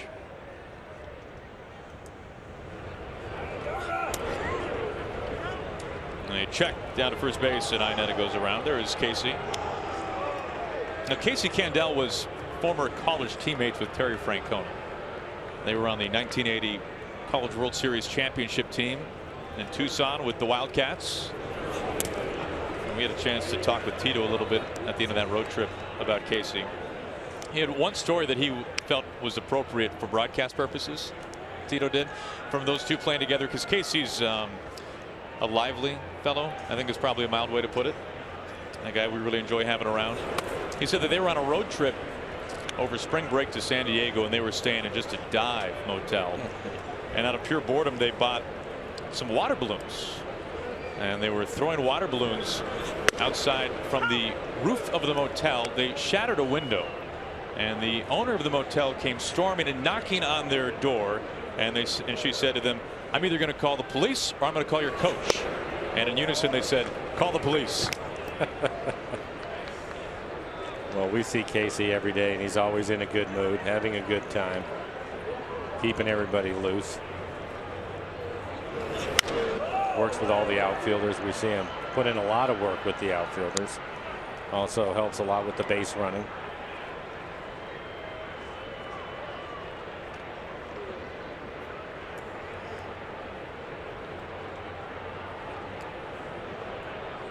Mr. shaken a couple of times, over 100 pitches. And that is a career high in walks for Doug Fister. He has walked 6 Mariners hitters. A 2-out walk, no less. That brings in Martin.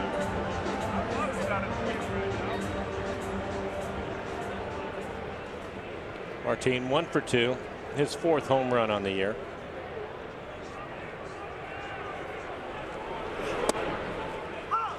Take another look at the home run. It's on an 81-mile-an-hour changeup. And again, I thought he was going to hit the cafe, just missed it. Time called. Fister now at 106 pitches. Josh Fields warming up.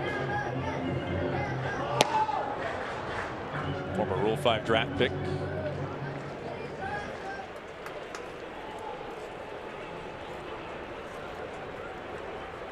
Iannetta at first with 2 outs.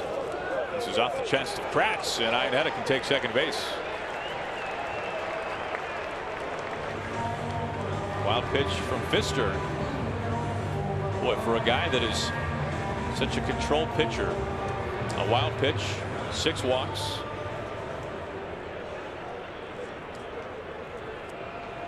That's his 3rd wild pitch this year in as many starts. Pardon me, and now 4 starts. Good work by Kratz. 2-1. And 108 pitches. By far a season high for him. His last outing he threw 96 against the Rangers.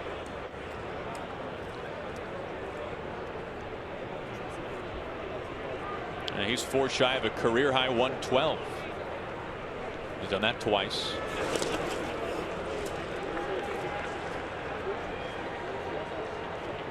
And ran the count full to Iannetta, ended up losing him with a walk. He's got a 3-1 count to Martin.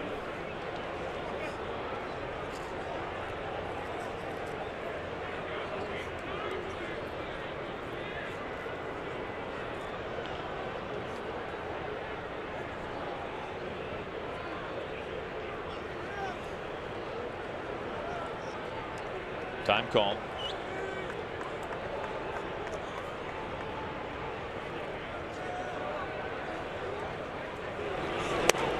Off the plate.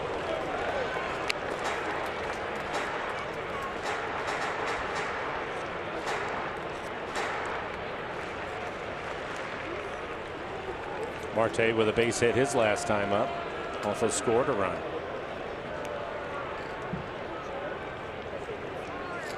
Now Kratz having another conversation with Fister.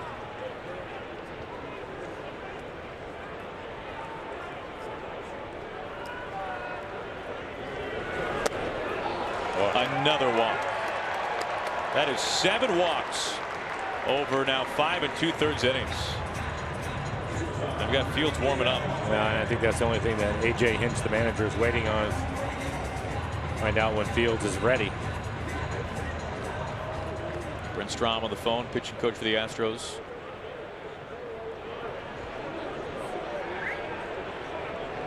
He must not be ready because it looks like they're going to let him go.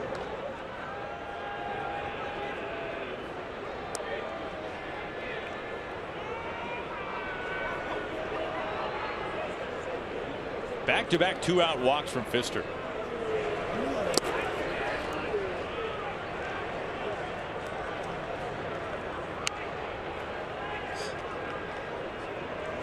Pfister now at 112 pitches, and beg your pardon from an earlier statement, 120 pitches his career high. And you look at lowest career walk percentage for those with at least 100 starts, and Pfister's been the best in all of baseball. Little flare, dropping, but Erasmus is there to make the squeeze. The Mariners strand 2. We're through 6 innings here from Safeco Field. Mariners on top of the Astros by 2.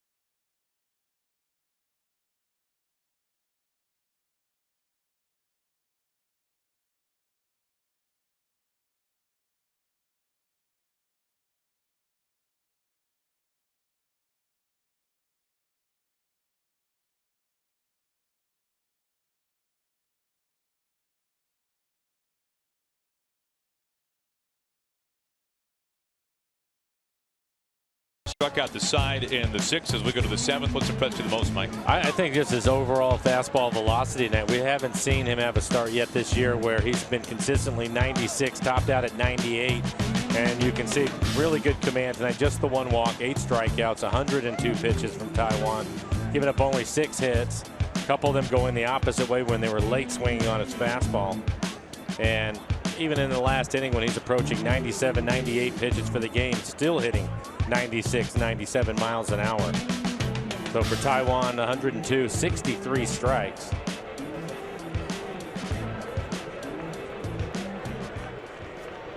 Now this will probably be his last inning.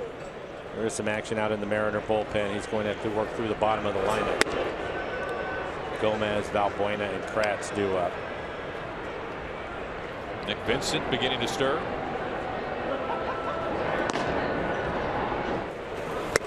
Big rip and a miss. That velocity, and this is not a news story for Taijuan, that velocity stays all night, even if he's throwing 95, 96 in the first. Inetta giving some chase, but this is not a play.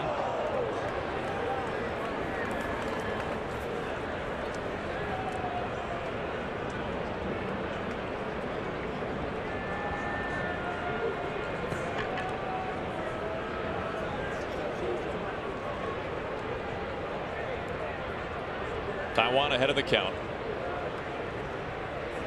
Here's 1-2. Swing and a miss for strike 3. 97. He blows it past him. That is the 9th strikeout. Taijuan has struck out the last 4 Astros hitters that he's faced. And again, throw the fastball at 97, throw it off the outside corner, ahead in the count. Against the Astros, they strike out more than any other club. And a late swing. First pitch swinging Valbuena.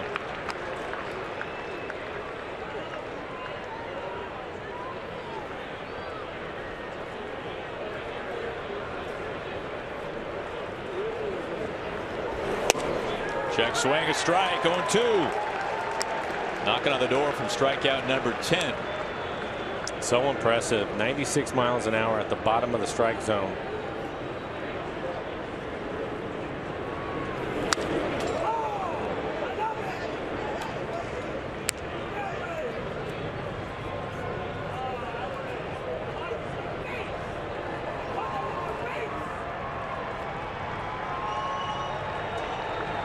The 0-2.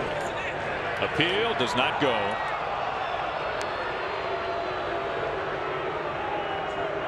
Again, the changeup down out of the strike zone. Most of the time, Taijuan's not trying to hit a corner with his changeup. He'll throw it and make it look like it's in the middle of the plate. It's more that it's down out of the zone. Another changeup right there. That one he left up.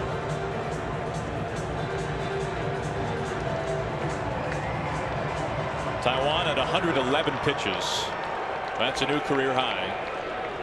A chance for strikeout number 10. 2 strikes against Valbuena.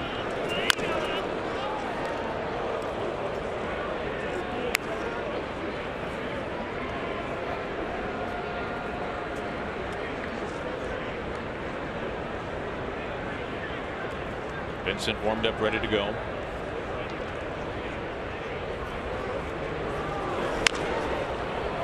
And this is not what Scott Service wanted to see. A lot of foul balls, pushing the pitch count up on him. Hoping he can go through a full 7. Yeah, he wanted him to get through the inning. Swing and a miss, strike 3. The curve this time. And Valbuena is strikeout victim number 10 tonight for Taijuan Walker. Taijuan has struck out the last 5 Astros hitters that he's faced. How about we take a look at our Geico this date in Major League history. Go back to 1997 when Ken Griffey Jr. records his second career 3-homer game, 13-8 over the Blue Jays. A 13 home run month for Jr. That's remarkable. It was an impressive year that he had. I was fortunate to be on the team and watch him go to work all year long. Curveball misses. Junior goes into Cooperstown. By the way, the countdown is on, of course, 90 days, as we are always reminded here inside Safeco Field with the countdown.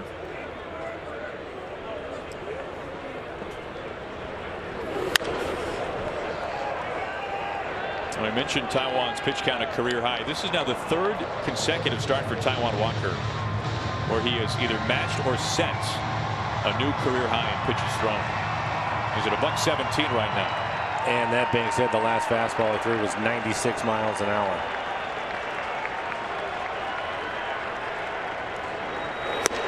Throws him at 97. Taijuan Walker strikes out the side in order for the 2nd consecutive inning. A career high dozen strikeouts for Taijuan Walker.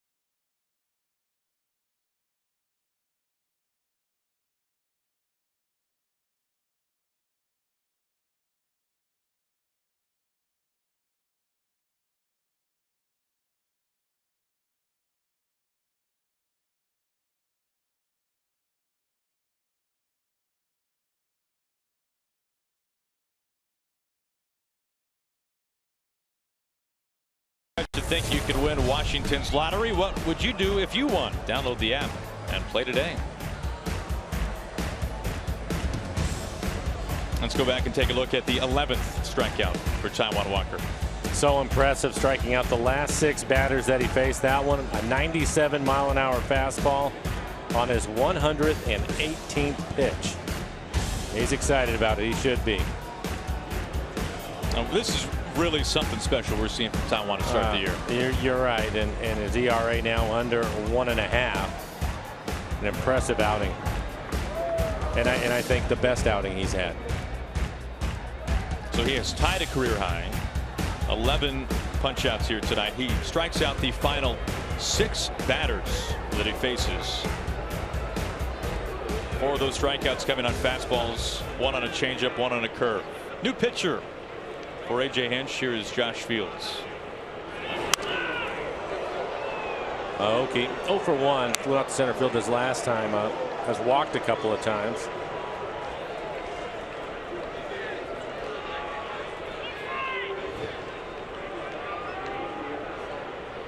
And so 4 walks for Aoki in the last 2 games. Fields a hard thrower. Valbuena on the grass. 1 up, 1 down. Every seat is a good one on Link Light Rail. So right in from their newest stations on Capitol Hill or the UW. Schedules available at soundtransit.org. This is a rough one for Fisher tonight in a lot of ways. Well, you just go right to the walk. 7 walks, a career high for him in 6 innings. 3 runs. They were all earned through 113 pitches. Gave up a couple of home runs tonight. If you cover up the walks, the line doesn't look too bad. And the way that these Astros starters have been going this year, A.J. Hinch would take 6 innings and 3 earned. You take a look at the numbers for Fields. He has struggled. 8 1/3 ERA, well over 8. He does have 11 strikeouts, a couple of walks, but opponents hitting .351, giving up 1 home run. Good fastball. He'll be in the mid-90s with his fastball. Joel Peralta getting loose in the Mariner pen. And if you didn't hear it, Benoit going on the disabled list today. Peralta, you'll probably see him pitching in the 8th inning, and that will be the case tonight. Michael Guaipe called up. Service, it sounds like, looks to use Guaipe as a multiple innings guy, kind of like Mike Montgomery in that regard. 1-2.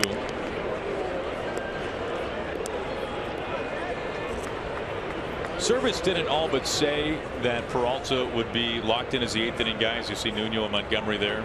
It's Charlie Furbush.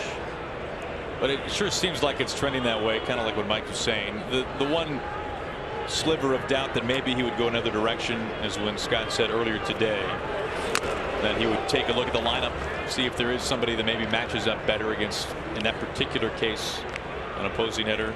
As you can see, Benoit and Guaipe just going up to his left. But it does sure seem like it's going to be Peralta more times.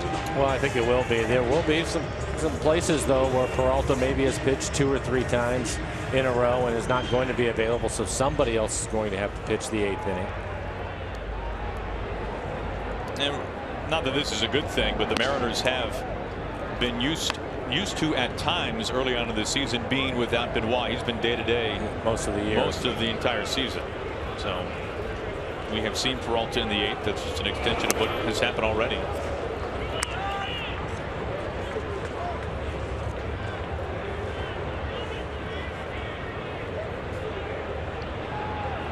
And word out of Tacoma for Guaipe, by the way. He is throwing much better than what we saw from him last season. Hard thrower, but a fastball that now has a lot more life to it. 2 outs and a 1-1 count to Cano. Robbie's reached twice, drove in a run.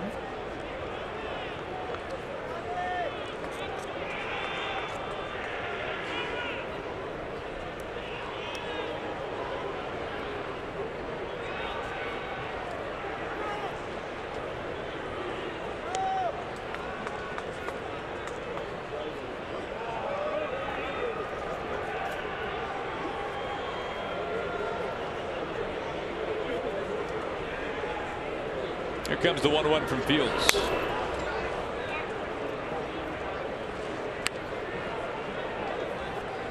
The Astros are the only team in baseball this year that have not won back-to-back games.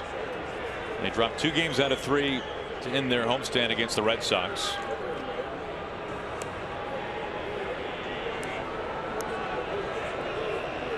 You think about even the Twins, who entered tonight with 5 wins. They've won back-to-back games. On the other side of that coin, as we look at results early in April, the Cubs, who look like 25 superheroes, essentially. Their run differential is off the charts right now. They're the only team that has not lost back-to-back games. So the Astros haven't won consecutive games. The Cubs haven't lost consecutive games. Strike 3 call on Cano. Not a fan of that call. Cano caught looking inside, sat down in order for the first time since the first inning, as Peralta looks like he's coming on here in the 8th.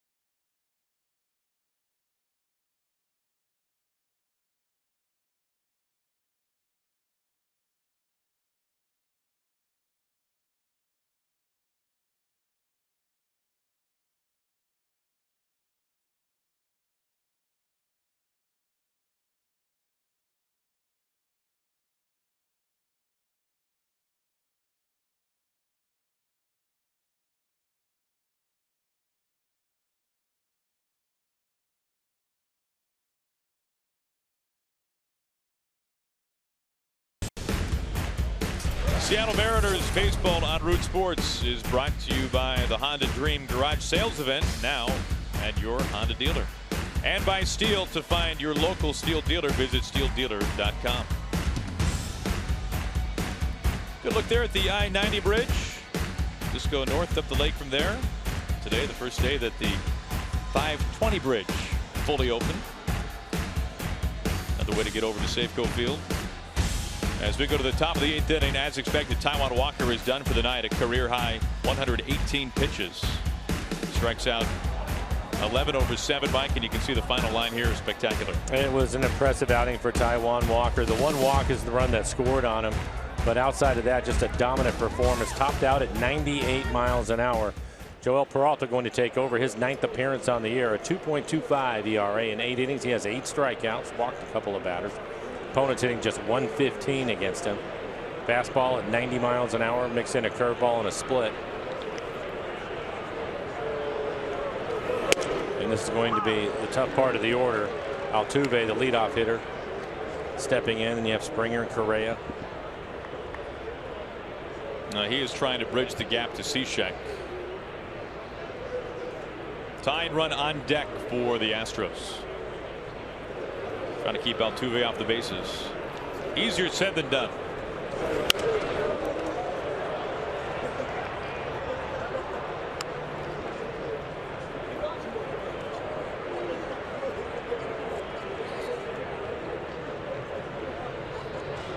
Altuve a single in the 3rd, a double in the 5th.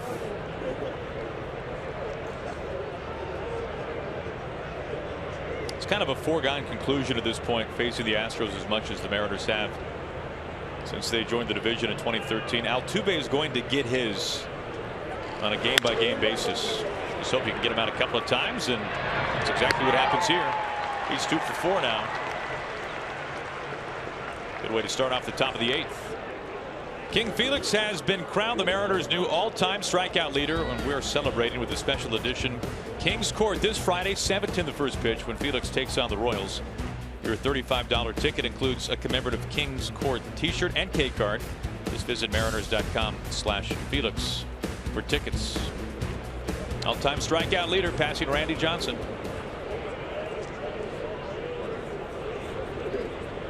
One up, one down, in steps George Springer. Hard hit past Seager. Springer's got fantastic speed.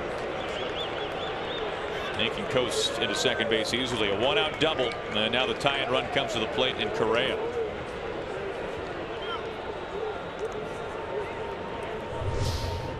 Jumps on a first pitch fastball, 90 miles an hour. Kyle Seager playing even with the bag, trying to take the bunt away and not able to get to it. Another look at the swing by Springer.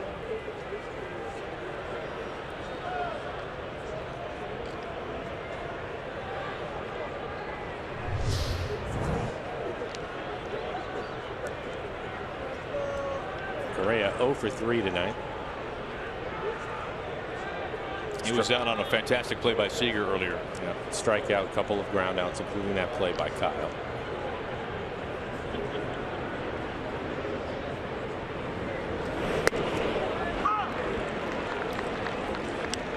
You know, Mike, seeing Correa last year, and this is our first look at him this year, one of the things that stands out that makes him so tough, he just covers so much of the plate, it seems like. 6'4" frame, long arms, strong.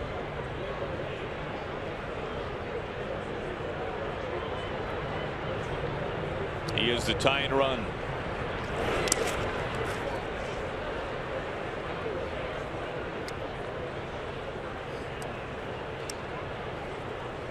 And it does not get much easier for Peralta as Colby Rasmus, who's got tons of pop right now, he's on deck.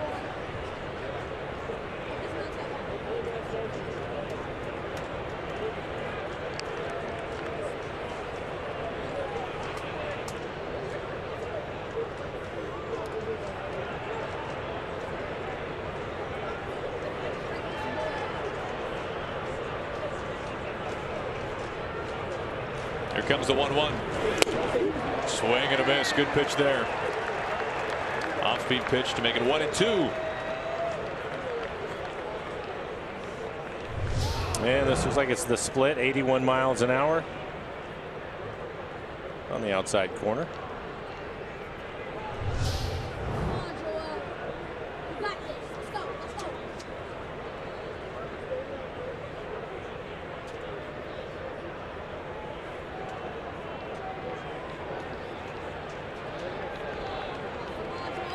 All the outfielders playing in front of the warning track. Seager trying to cover the line at third. 1 out, 1 on. 2 balls and 2 strikes. You look at the top 4 in this lineup for the Astros: Altuve, Springer, Correa, and Rasmus. And then you look at the fact that they've got a -20 run differential, second worst in the American League. They've won only 6 games. And it shines an even brighter light on the lack of pitching the Astros have got this year.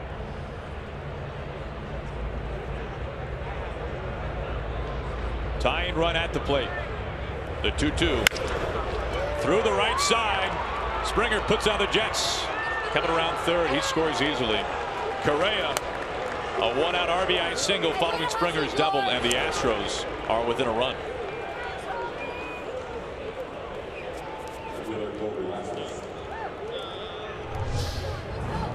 And we were talking about it. This is on a fastball, 91 miles an hour. It is on the outside corner.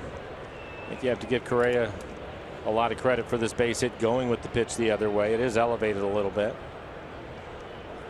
But the Astros came into this game just 180 runners in scoring position. They're 2 for 7 tonight.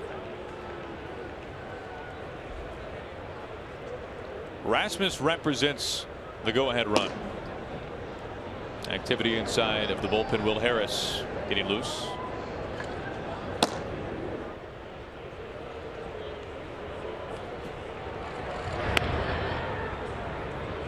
talking about Rasmus earlier. The game tying home run in the 9th inning last night against Craig Kimbrell that sent that game to extras. It finished in 12 with the Red Sox winning that game. And then on Saturday, with the bags packed, a grand slam for Rasmus. That was off of Clay Buchholz. He's got the home run swing down this year. 7 bombs, 18 ribbies.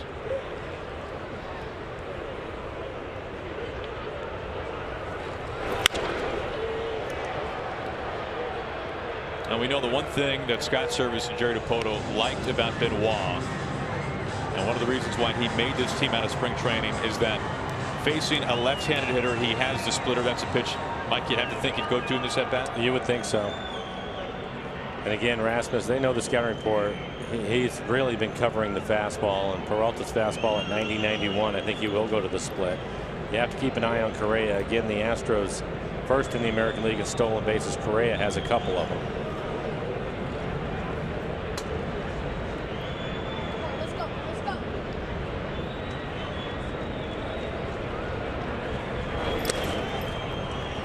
In the dirt. It was the split.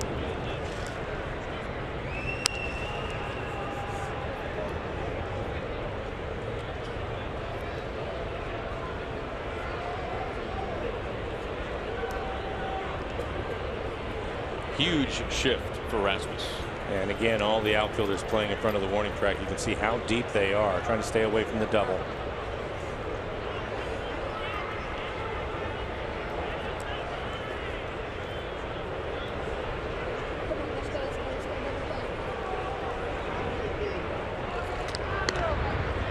We talk all the time about hitters making an adjustment against the shift. Last night in that game against the Red Sox, with Rasmus at the plate, the Red Sox had a very similar shift. Correa was at second base and he waltzed into third. There was nobody who could ever get over there in time to cover third base. It's a move by Carlos Correa.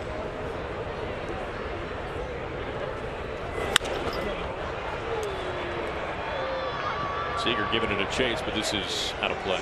1-2. Rasmus, the freshly named American League Player of the Week.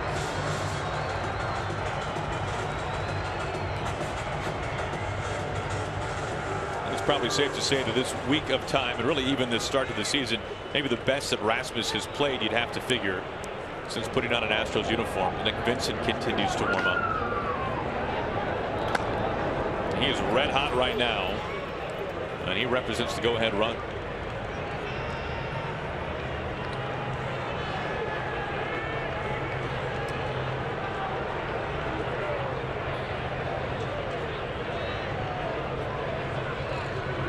Keeping an eye on Correa.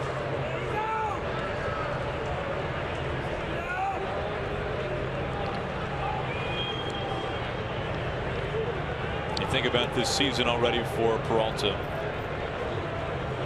Non-roster invitee to spring training, and he's pitching the 8th again for the Mariners. How far he has come since the start of spring training.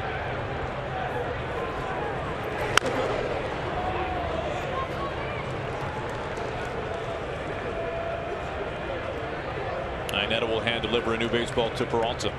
He just wants to have a conversation with him. That last pitch was a good split, able to keep it down. Unfortunately, Rasmus was able to get a piece of it. Typically, he'll talk about what they want to throw next, but if he misses with that pitch, then what do you want to do?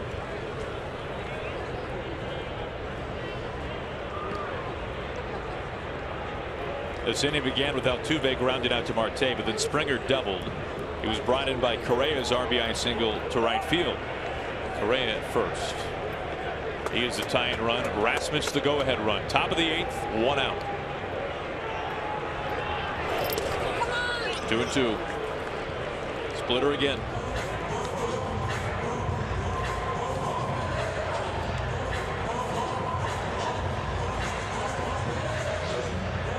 Peralta does not have plus velocity on his fastball, and if you're anywhere close to the heart of the plate, it's trouble with the way the Rasmus is going right now. No, you're right. I mean, that's why he's being careful and throwing his split more. His fastball 90-91 in today's game is average.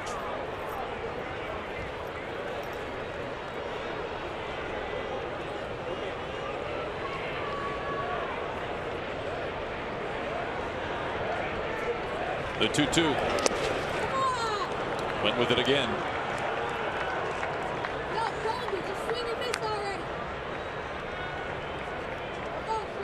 And now a majority of the infield up on the mound as well. Iannetta. We saw something similar to this in some ways back in Anaheim. A runner gets on in front of Mike Trout. Now Felix has to pitch to Trout. In this situation of the game, Mike, tying runners at first. You don't want to put Rasmus on. You have Tyler White at the plate, or pardon me, on deck.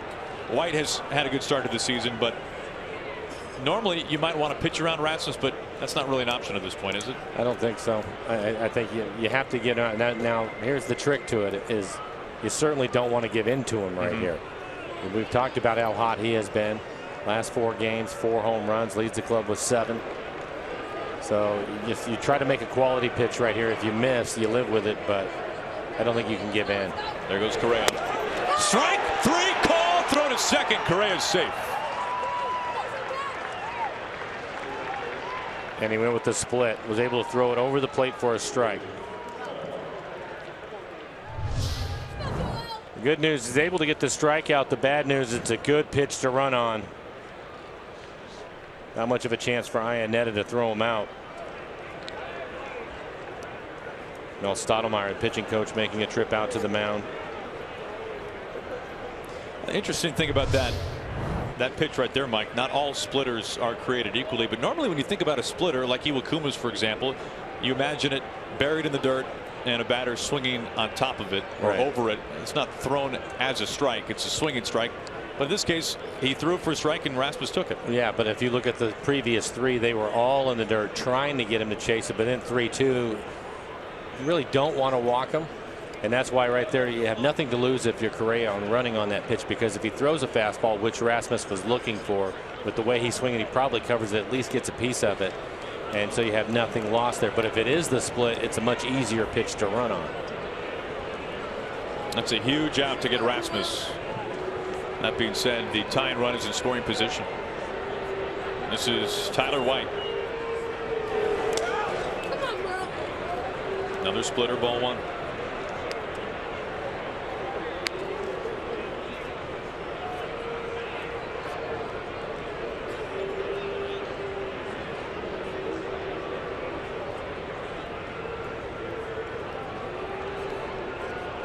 But I think on the Mariners side of things too, with Correa running, the priority is Rasmus and taking care of that at bat first. And he was able to do that with a good split for a strike. 2 outs and a man at second base.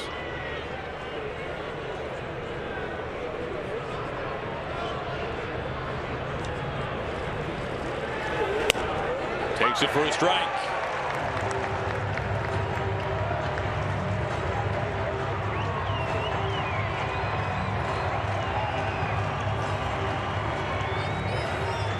Mariners took a 2-run lead into this top of the 8th inning. The Astros have trimmed it to 1. They have the tying run in scoring position with 2 outs.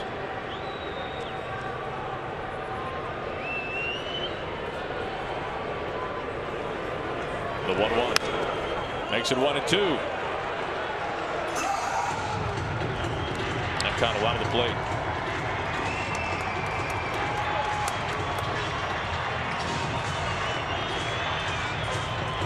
The start of the game, talking about the Astros and the scouting report on them, they're aggressive on the fastball, and even in this at bat, White so far has not seen a fastball. No team in baseball strikes out more than the Astros. That trend has continued into this season. Peralta a pitch away. Is 1-2. Got him fishing into the other batter's box. Back-to-back strikeouts. Joel Peralta keeps the Mariners lead by 1. Nelson Cruz coming up. They'll be followed by Adam Lynn and Kyle Seager. Mariners by 1.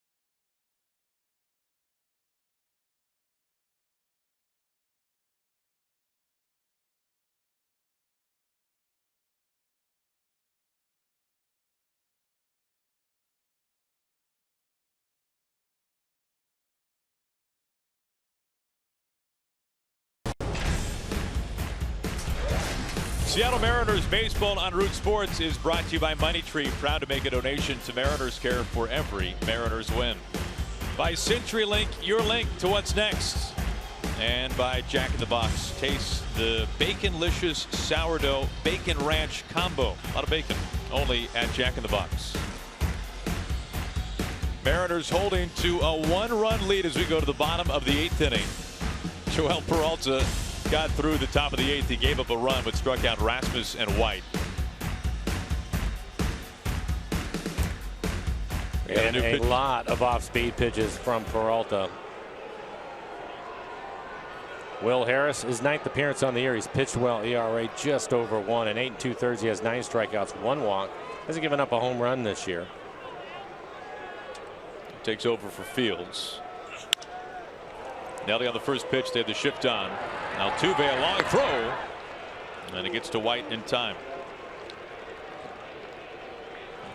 Well, the 4th annual Mariners Beard Hat Night is set for this Friday at 7:10 against the Royals. It's free to the first 20,000 fans. So visit Mariners.com for tickets to Beard Hat Night.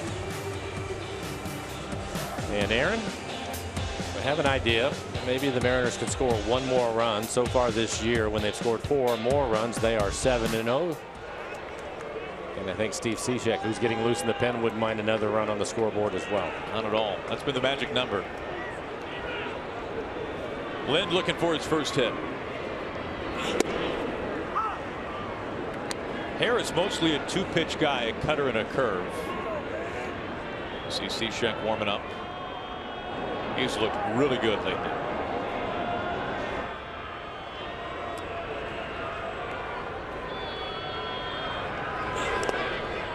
Check swing.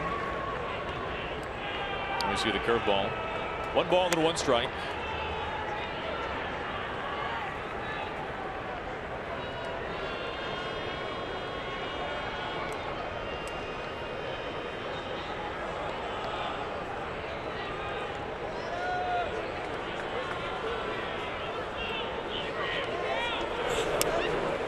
Another check. This time they appeal and it goes around.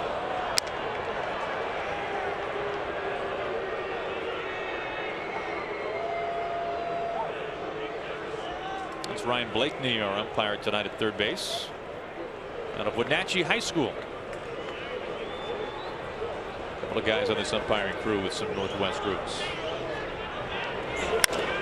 A little flick left center. Gomez, a long way to go for it. He's able to keep his feet for out number 2. 2 outs, and right now let's check in with Angie. Aaron, just a reminder, coming up on Mariners postgame presented by Delta Airlines. Kyle Seager, what a night for him. We'll have more on that as he notches his 100th career home run. Robinson Cano has been so fantastic against these Houston Astros, coming into this batting .346 against Houston. We'll head into the clubhouse, hear from the players and the skipper right there, Scott Service, and we get you set for a fantastic pitching matchup on the mound tomorrow. It's all coming up on Mariners postgame presented by Delta Airlines. Aaron? All right, thank you, Ange. A lot to get to. You're right, a good one tomorrow on tap. Nathan Carnes versus Dallas Keuchel. First pitch strike to Seager.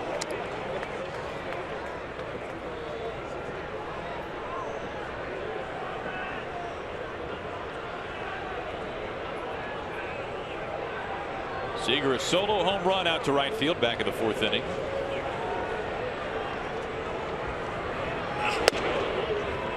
Outside to make it 1 ball and 1 strike.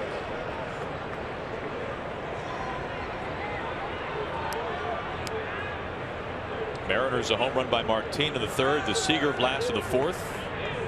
RBI single from Cano in the 5th. Now Stottlemyre Jr. and Peralta having a chat.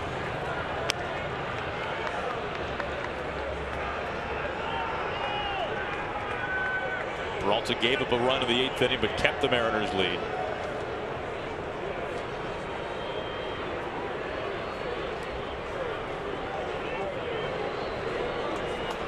Here comes a 2-1 to Seager. Watch out.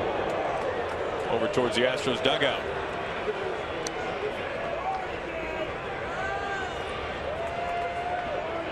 Maybe Seager having a long distance conversation there with AJ Hinch and the guys.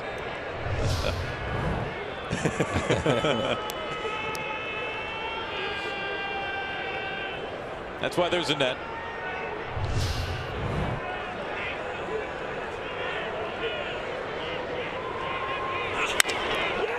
Into the shift, Altuve, a low pick with a backhand. And a sling on to first base. Side sat down in order. Mariners closer Steve Cishek coming on to work tonight to lock this one down. Mariners by a run.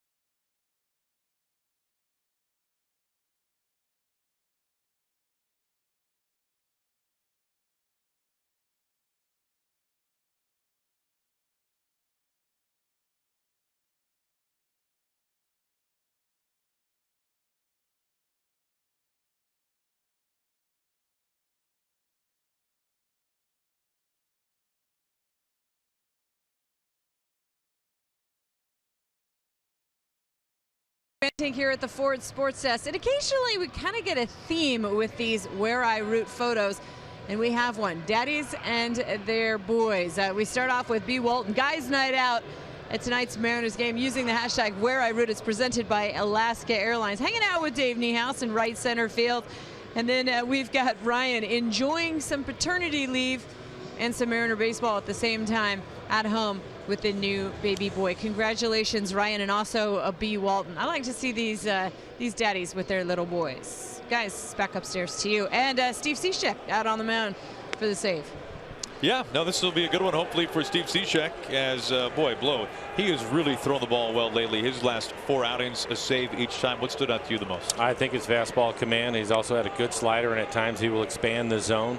Basically a two-pitch pitcher, but at times you'll see an occasional changeup to the left-handed hitter, but his fastball command has been excellent. His fastball will sit between 91 and 93 miles an hour.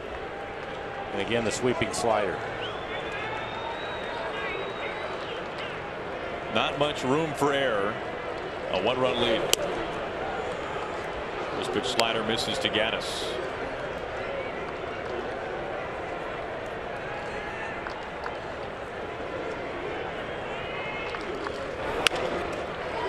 Seager charging, low scoop on the run for out number 1.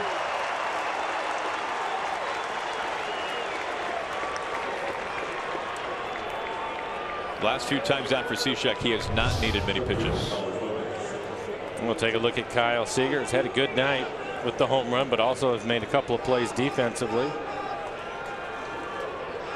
And Aaron, here's another example of what you were talking about: an easy, accurate throw across the diamond on the run. Or at least he makes it look that way. Yeah, exactly. Good point. Very good point. 1 up, 1 down. Now Gomez gets it in there for a strike. And with Gomez hitting Kyle, standing right next to the line at third, the outfielder's playing deep again, trying to stay away from the double. Swing and a miss. Another slider. I can see how different locations he throws that same pitch. Well, and it's the breaking ball too, Aaron, and we saw it with Peralta as well. And with the Astros, they love the fastball and they want to be aggressive early. In play, and a base hit. And I think right there, 0-2. 0-2. I think Steve wanted to get that slider further off the plate. It's on the corner, maybe just a little bit off the corner. And we'll take a look at it. Yeah, he wanted to go further away, try to get him to chase it. A lot of speed in Gomez. Gonna have to keep an eye on him. Tying run is at first. And here's Valbuena, the go-ahead run in the top of the 9th inning. Cishek trying to get his 5th save of the season. And 5th in a row.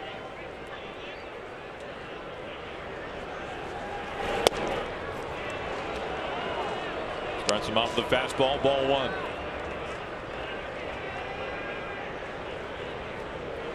Valbuena hitless on the night. He struck out twice.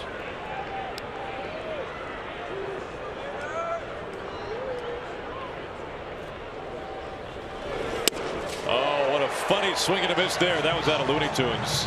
He really fooled him. Well, after he missed with the first pitch, Valbuena guessing that he's going to get a fastball, but it's the slider.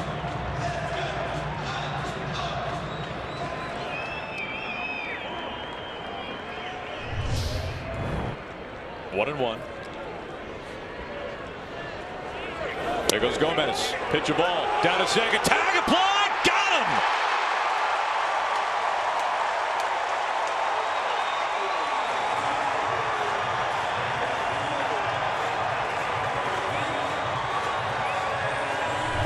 Now we'll take a look at it. Iannetta gets the fastball. It's low. Not that easy of a pitch to throw on. And then the tag by Marte. Quick tag by Marte.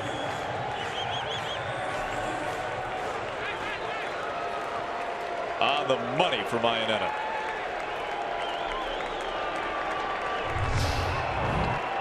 Suddenly 2 outs, the base is clean. Mariners an out away from a win here tonight in game 1 against the Astros. 3-1. We'll take another look.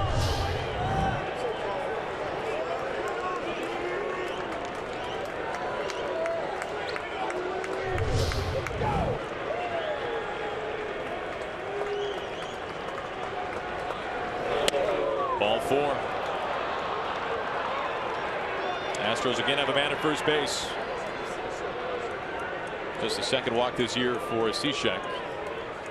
A.J. Hinch will go to his bench. We'll call on Preston Tucker.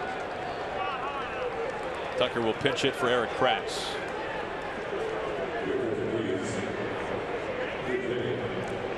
Tucker had a standout career in Gainesville at the University of Florida.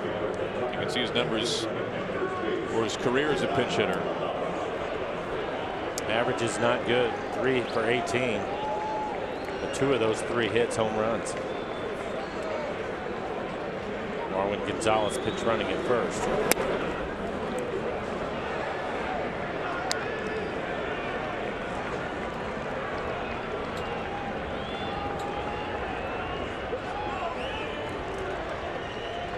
Tying run at first. Tucker pinch hitting, representing the go-ahead run. Takes a strike.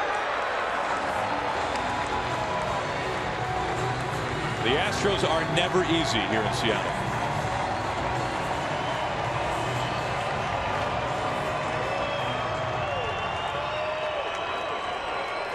And out away.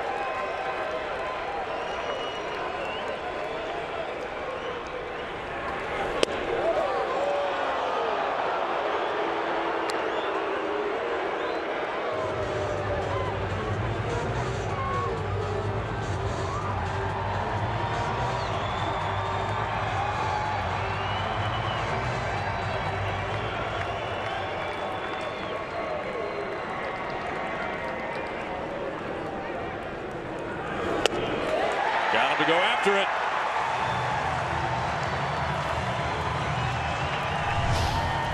And he stays with the fastball again. With the arm angle that he throws his fastball, pretty good run. And it's going to go away from the left-handed hitters, and that fastball running off the plate away and only got 2 or 3 inches away. Cishek a strike away from a Mariners win. The 2-2.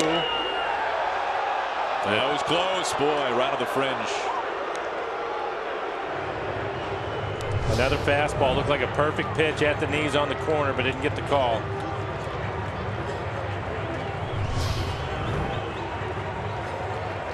Gonzalez running for Valbuena at first base. 1-run lead, 2 outs, top of the 9th inning. And the payoff pitch. Tucker barrels up right field. Cruz coming in. He can only trap it. Gonzalez going into third base, and he's held there. Now Cruz at least kept it in front of him. That keeps Gonzalez from coming home.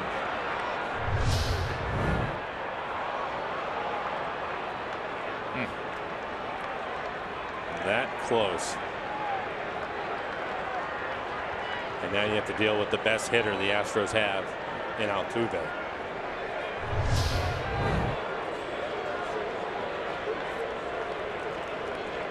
Fifth batter for Cishek.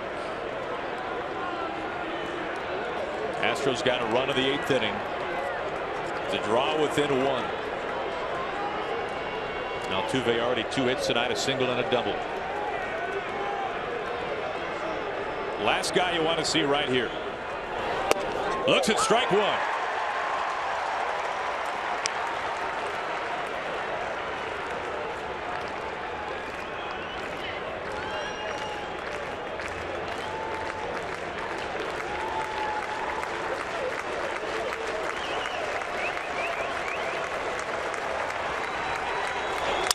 Broken bat, Squibber right to Marte. Short way to go. Mariners win it. Cishek gets save number 5. The Mariners start off the homestand 1-0. And Mike, it all started with Taijuan Walker. It's all about Taijuan Walker tonight. What a job he did. Through 118 pitches, a career high. Ends up with 11 strikeouts for Taijuan. 7 innings, 6 hits, 1 earned run, 1 walk, and 11 strikeouts for Taijuan, topping out at 98 miles an hour. Kyle Seager with a home run tonight. Martin also with a home run, and Robinson Cano a base hit to drive in a run. The Mariners a game over 500, 10-9, and your Seattle Mariners are now in first place by half game in the West. Well, right now let's go over across the way. Say hello to Brandon Bill. Guys, take it away. Oh, Aaron and Mr. Blowers, how are you? Cishek at his save number 5. Nice way to start the homestand with a win. Just 4 hits with Taijuan Walker dominant, and Cishek does get that 5th save. And Mr. Val, Astros made it interesting. 1st and 3rd, Altuve up, and they might have helped out the Mariners a little bit in that 9th inning. They did, with Carlos Gomez trying to get that stolen base. He ends up getting caught at second base. The next guy behind him ends up walking to move him into scoring position. So they did catch a break right there, but having to get that last out against Altuve was tough work for Cishek, but he got it done. His 5th save in as many opportunities. Great job by the Mariners here tonight, getting the first win of this series and of this homestand. And those guys were talking about it. Taijuan Walker, Dave, unbelievable. We'll have a lot on Taijuan, all 11 of his career-high time strikeouts. But right now, let's get out of the field. Jim Mueller standing by with one of the guys who left the yard today. Hey, it's back-to-back for Seager on interviews. That's right. He is stealing all the interviews with the way he's played the last couple of days. And let's go back to that home run. On a night like tonight, are you trying to muscle up the ball anymore, given just the environment? No, you know, Doug's pretty tough. He doesn't give you too much to hit usually, so you know you're usually just trying to stay within yourself, and you know I was trying to go the other way, and you know I was able to get ahead, and you know I got a pitch to hit. I know you're not one to dwell on the stats, but at what point will you recognize the significance of career home run number 100? Yeah, you know that's exciting. That's definitely a milestone. So that, you know that's pretty exciting, and you know it was even better that we got the win. Defense comes up big in the 5th inning. How many times do you practice that play down the 3rd baseline? You know, we talked about it at the end of spring training, actually. I think it was a similar type play, and you know, Bogey and Manny were talking to me about I should get rid of it a little quicker and you know, basically just bounce it over there and hope for the best. So, you know, Adam you know, picked it out for me, and you know, thankfully it worked out. When you talk about getting it over there quicker, how much were you factoring Correa's speed into that? Yeah, I was, you know, it's pure panic. You know, he can run, and, you know, you got a guy on 3rd there. So you're trying to just get rid of it as fast as you can and, you know, hope for the best. And lastly, Taijuan gives you a huge high five after that one. What does it mean to do something for him the way he was pitching tonight? He was pretty special. That was an absolute animal on the mound there, and he was, you know, he willed us to win right there. Big win all the way around, tying a career high. 11 strikeouts for Taijuan. Kyle Seager, thank you very much. Home run number 100, and guys, save number 100 for Steve Cishek tonight. Oh, I like those round numbers, Jen. Thank you. And Kyle knew he was done. Just kind of walked away. He's like, she's talking about somebody else. I'm gone. It's fun. But what a game for him and an outing for Taijuan Walker. I tell you what, the last 4 games, the Mariners won 3 of the last 4, and all 4 have been pretty darn good starts. You take a look at Kuma getting the no decision the first game in Anaheim, Felix the loss, but 3 runs, and Miley picking up his first win. Walker dominant tonight. You can say the Astros were tired. They flew across the country. They got in the 4th inning. I get all that. But Val, 11 punch-outs, and he was just dominant tonight. Still throwing 97 in the 7th. Yeah, I don't think there was any doubt. Even though they were tired, I don't care if they were well rested. The way Taijuan Walker was pitching tonight, he became a different person out there today with that fastball. He used it aggressively. He was working both sides of the plate. He also had a nice curveball here tonight that we saw him get some strikeouts on as well. Little split finger worked right there, but it was that fastball that he was dominating. Going late in the ball game, he was still throwing it 95, 96 miles an hour. You saw how pumped he was. He was feeling it out there tonight, and he got the job done for the Mariners to get off on the right foot. 6 strikeouts in a row, Val, to end the 6th and 7th inning. Last 6 batters strikes out. And what I love to see, we're seeing more emotion out of Taijuan. I think he's always been kind of confident. He got that confidence last year, but now he really feels like he belongs. He's letting the emotions go, and that's what Scott Service and these guys say. You know, let the emotions out. Have fun in this game, and they are. That is the 2nd longest streak in Mariner history. 7 consecutive strikeouts in a game by Mark Langston. So Taijuan Walker, 6 to end this game. Fantastic. He picks up his 2nd win. I tell you what, Kyle Seager getting home run number 100. Offense kind of quiet, just 4 hits, but they did walk 7 times. And they got enough because Seager homered, and don't forget about Martin as well. Mariners postgame presented by Delta Airlines continues. That's coming up.